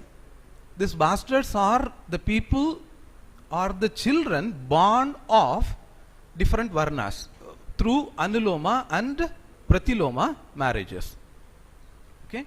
So if the parents are from the same varna, then the child will also be considered in the same varna. If the parents are from different varnas, then Manu and other Shastras, Dharma Shudras, they classify them not through the father's varna or the mother's varna, but a new caste is being created. Jati is created. We normally say that varna is different from Jati.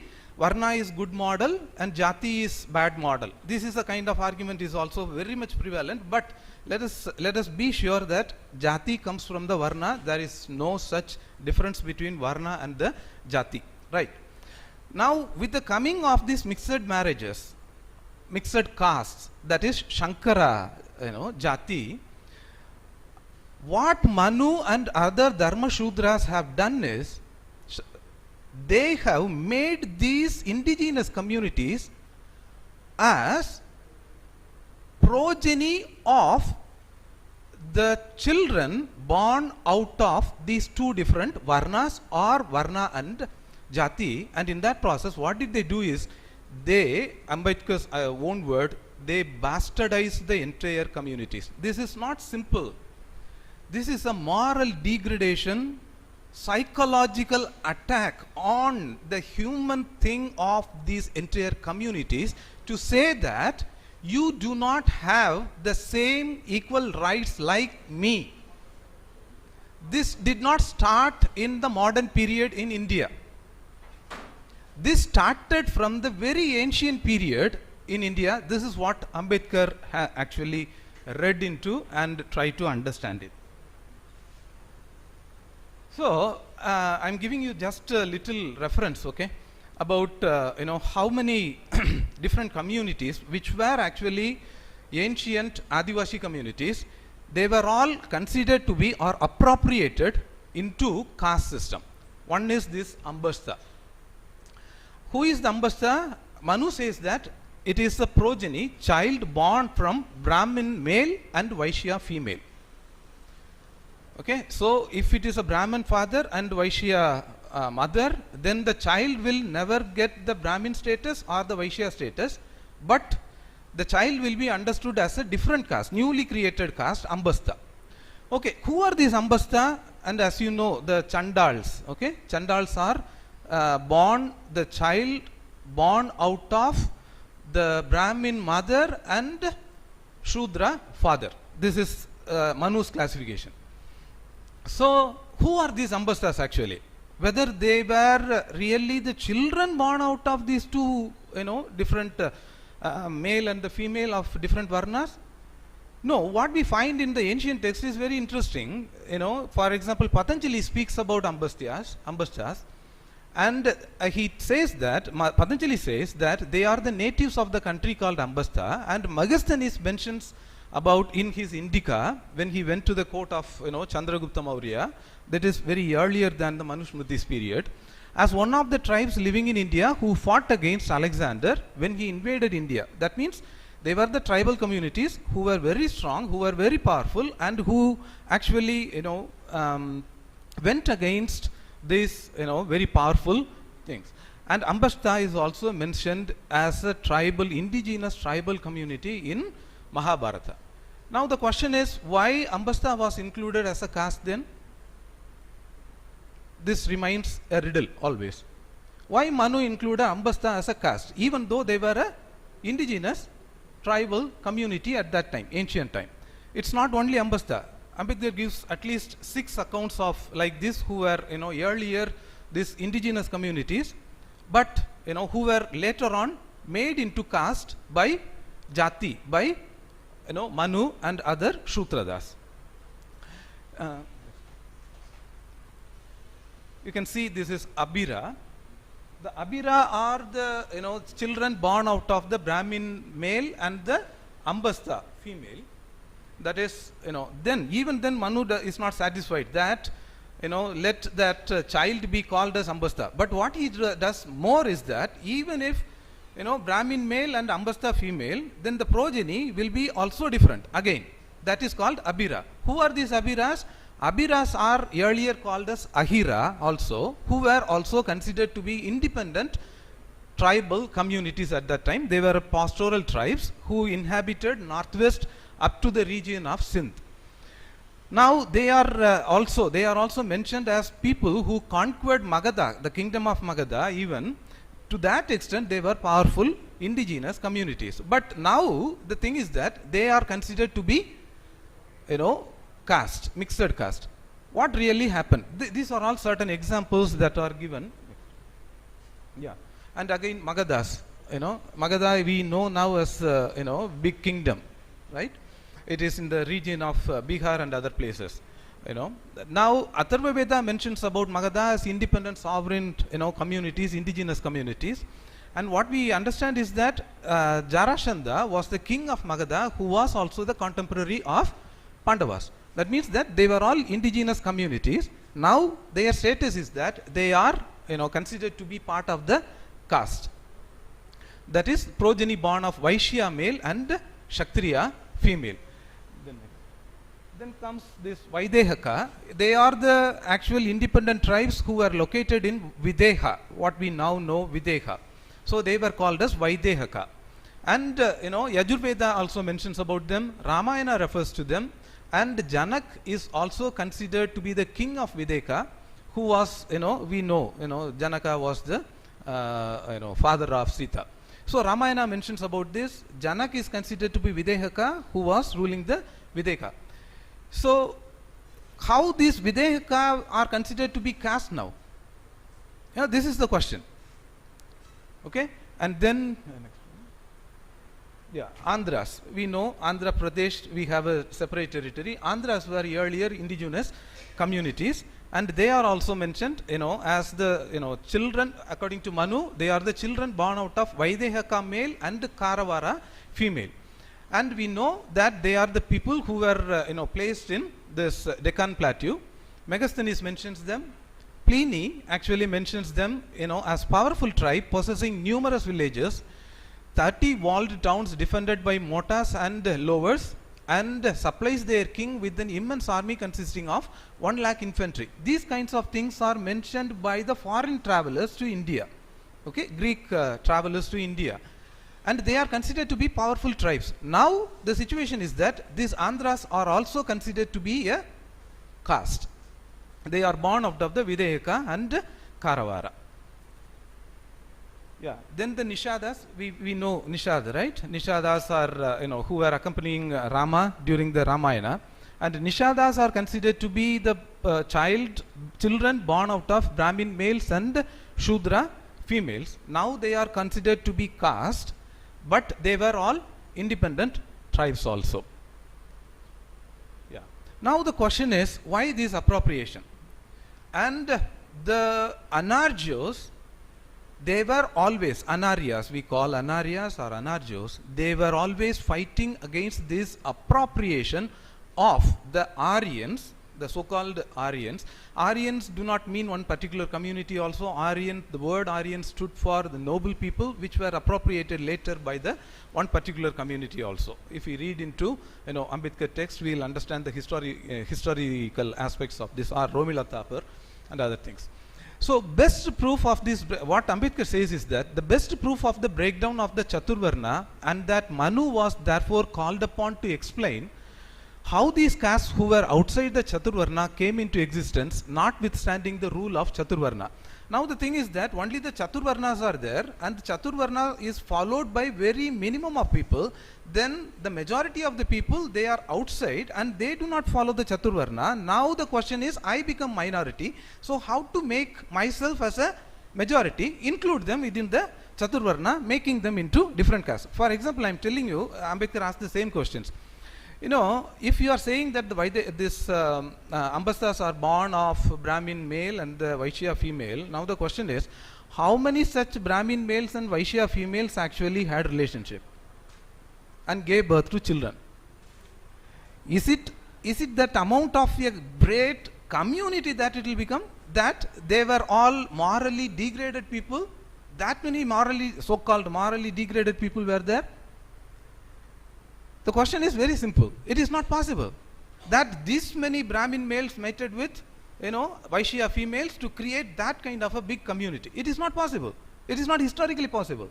Then what really happened in the text? They textually created this kind of a reality as the real reality, even though reality was different from the textual reality, which will be talked about very beautifully by Edward Said in his Orientalism, that how the textual reality is different from the actual reality, how the text represents the reality and all these things.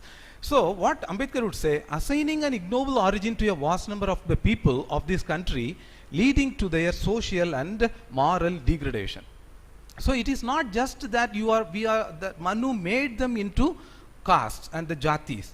But what happens alongside is that it is a psychological attack on the so-called, on the Adivashis communities, so that they will never have that kind of, feeling proud about themselves, feeling natural and feeling human. But in that process, they will be always feeling the dehumanized process of things. So this is what, from the ancient period onwards, this has happened according to Baba Saheb Ambedkar. Yeah. Now I come to this one. I don't think I can. Now what the Santhal rebellion also says about. Normally Santhal rebellion is a big movement. It happened from 1855 to 56, and then it was suppressed by the British colonial army. Now there are very different interpretations about the Santhal rebellion.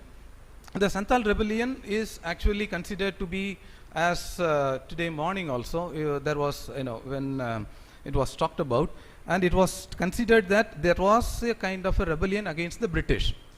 But what we don't understand is that there are also the native elemental parts which were also resisted by the Santals. For example, the Mahajans, who were taking so much money out of them through lending, and the Santals were very much affected and ill-treated by these Mahajans, who were the non-tribal communities of the Bengal, Santal Parganas and other regions, and against which the Santals raised in rebellion. It's not that normally we write the history in such a way that, which will conveniently make us to submerge the entire things, that, it was also the history that went against the Mahajans of the local communities. And very interestingly, what we find in that Santal rebellion is that, what we called as the so-called lower caste or lowered caste, they also joined in the Santal rebellions. There are very many documents in the judicial proceedings, documents which are documented by Kabiraj. There is a very lot of documents which suggest that the local so-called lowered caste, they also participated, joined with the Santals in order to rebel against the native exploiters. When the native exploiters were beginning to be protected by the British army, it turned into the British. This is the interpretation by K.K. Datta and others. And Kaviraj will say that this is not just that, but it is always both sides, because when the railways were laid, the Santal people were exploited very much, and their women were also degraded, against which they were erupting against the colonial. What we find is that, what we find is that even though they were suppressed, their histories are now being talked of. Still, the question is that these people, if we look at these judicial proceedings, that recorded in the courts at that time, when the Santal people were tried in front of the magistrate, and what we find is that the magistrate himself says that, why these people are this much truthful? Okay, they come out and openly say that, okay, we went like this, we killed that person like this. They never defended themselves, but they said that their action was justified and it is towards justice. They were justice-seeking people and they were truth-loving people, and which made them also vulnerable in the course of time. With this, I stop my presentation, and then if there are any further questions, then we can have further discussions. Thank you so much.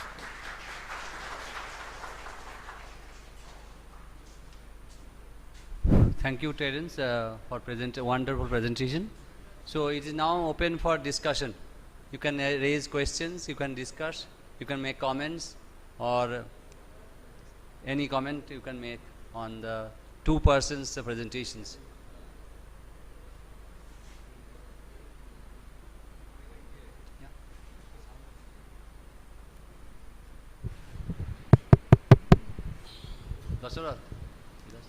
Hello.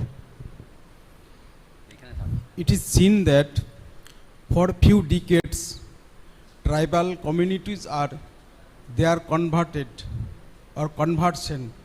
What is the future of it? And they kept their dignity or ritual features. That is my question.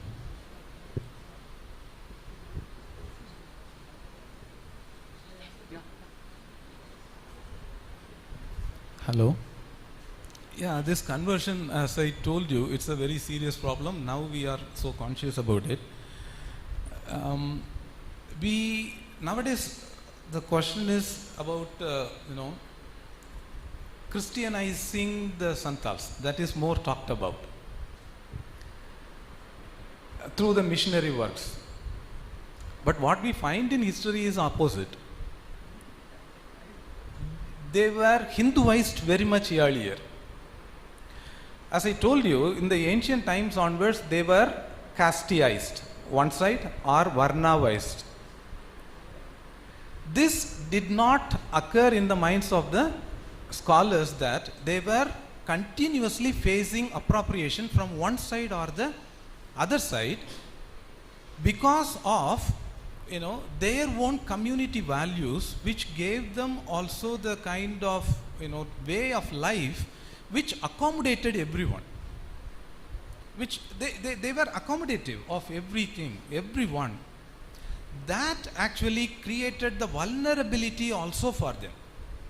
So I don't try to substantiate that they were converted. The conversion history is not today as it is being told to us. It is from, as I told you, as I explained you, through all these sites, this conversion is going on for more than 2000 years. So whom they are converted to, that is the question now.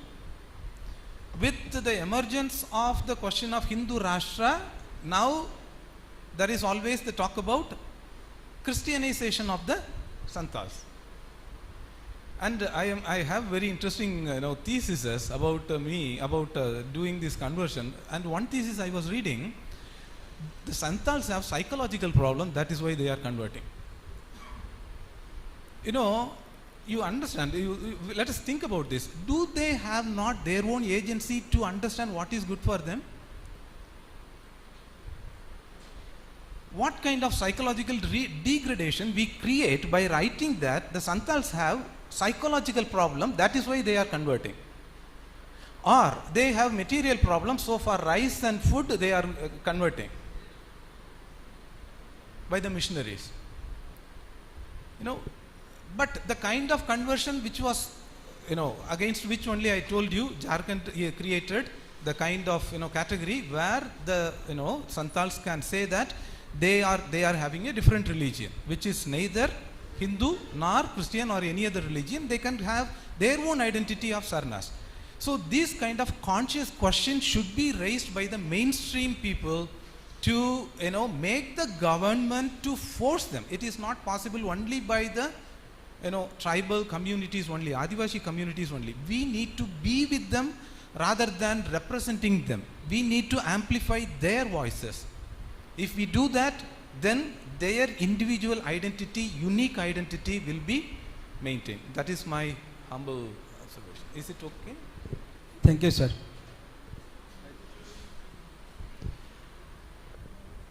मेरा कोई question नहीं है, एक जानकारी है, हिंदी में बोल सकते हैं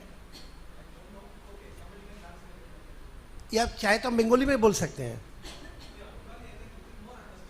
ओके, एक्चुअली ये हिंदी में इसलिए बोल रहे हैं कि ये जो आपने कहा कि राजा जनक विदह के जैसे कोई जनजाति का नाम लिए, हम भी रामायण में पढ़े हैं राजा जनक को विदह कहा जाता है और इसीलिए सीता का एक नाम विदह ही बोला जाता है। लेकिन हम रामायण में जो लिखा गया है कि वो राजा जनक जो थे वो राजर्षि थे, माने एक तरफ राजा भी थे, एक तरफ ऋषि भी थे। तो वहाँ विदेही का मतलब कहा गया कि जो मतलब बॉडी कॉन्शसनेस के ऊपर में गए हैं, उसी हिसाब से उसका नाम विदेह किया गया है। और आपने यहाँ जाति के हिसाब से क्या, ये क्या कोई कोरिलेशन है या नहीं, ये थोड़ा कंफ्यूजन हो रहा है। और क्या we know very much how the always different priestly communities of different religions, how they interpret the text to give justification for their side. That is because the priestly, all different priestly communities live because of our money without really involved in producing anything. So they have to create this kind of interpretation. So Videha means, okay, it is Videha Mukti kind of, interpretation, they give. But what we find, as you know, first written Ramayana, where we find this Buddha Jatakas. Dasharatha Jataka was the first written Ramayana. And there also it is mentioned Janaka as the Videha. So, the later interpretations that came that Videha belongs to them, but still Manu was so very much curious to push them inside the caste categories, okay, to call them that Videhas are caste. Why even there was no such kind of thing that to say that the idea of Videhika was there, at that time, that was so popular. Because the kind of coming out of the body, these are all after this Upanishadic period that we start. Okay, that kind of idea was not so also prevalent or so popular among the masses. It is very difficult to, because it's a people story, Ramayana is. Yeah. Thank you. Any other question from Pokkar? Thank you very much, sir, for your wonderful speech and especially the insight which you had brought to me. I am just thinking about the fact that the thesis which particularly has mentioned, the Santals are, psychologically some issues, just because of that they are converting. But in my personal experience, which I feel actually, most of the times what happens, the missionaries, I'm not going to, making a statement which is showing that I'm targeting them. But whenever if I go, especially, I visit every time for my work, what I feel that the poverty, one of the major concern. The people are so helpless in such a way. And sometimes what I feel actually, missionaries are working like a mission. They want to have more people to get converted. I should not say that, but what I feel, by influencing them by some means of support, some help, but the purpose is fixed, that how much person we can have. So this is one of the major concerns I feel. I should not say that a psychological problem. Psychologically, a person can be influenced by such other way of influencing. So obviously it is maybe, or that person is having his own personal view about that. Thank you, sir, for your wonderful insight.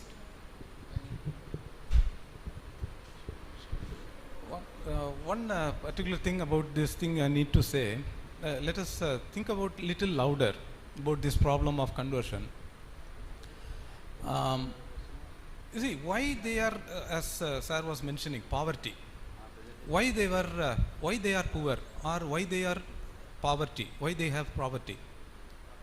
Because their land has been taken away, as Professor Pokkar was also telling, and they are dispossessed of their lands and their own natural resources which they were depending upon to make a survival of their living, they are very, very much independent loving people, independent minded people. They had their own forests, mountains, and whatever is available to them, they will eat, and they were living happily. But when the capitalist interest went inside, we took over the forest, and the mainstream, this land people, they took over the mountains and resources. Now they are dispossessed, and now they became poor. Right. Now the next question is, when they become poor, how much among the non-tribal communities were ready to help them to some extent at least?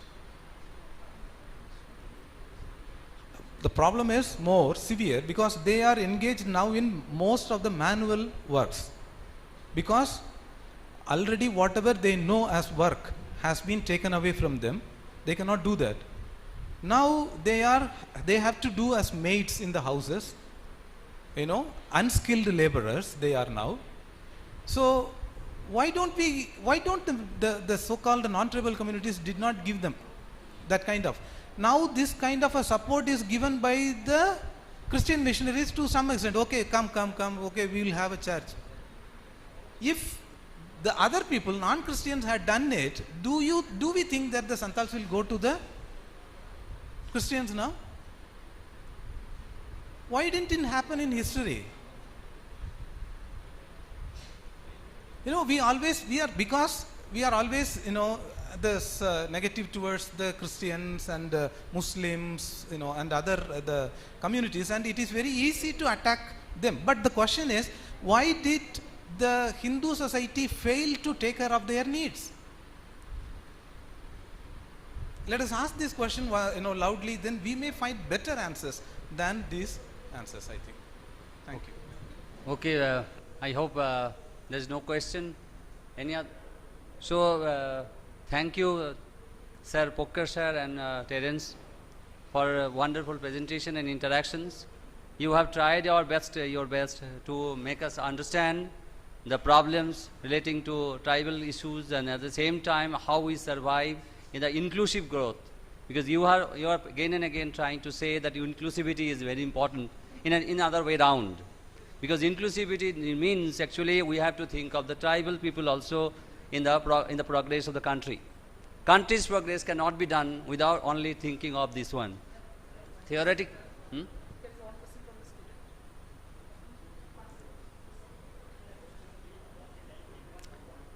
Theoretically, basically, we are talking about all these issues, but we have to think that how we can incorporate them from the perspective of linguistic and at the same time cultural issues, because their heritage is very rich, and if those are studied properly, then we can automatically grow further. For the growth of the country is necessary, and at the same time is very necessary that we should give the linguistic human rights. Normally we think of human rights, but we should think of the linguistic human rights for the development of the communities, because literacy is very important for them. So with this, let me stop here. Let me say that this session is over. But after the lunch, we will again assemble here, because this is the next session will be online. So let us come here at 2:15. Is it? 2:20.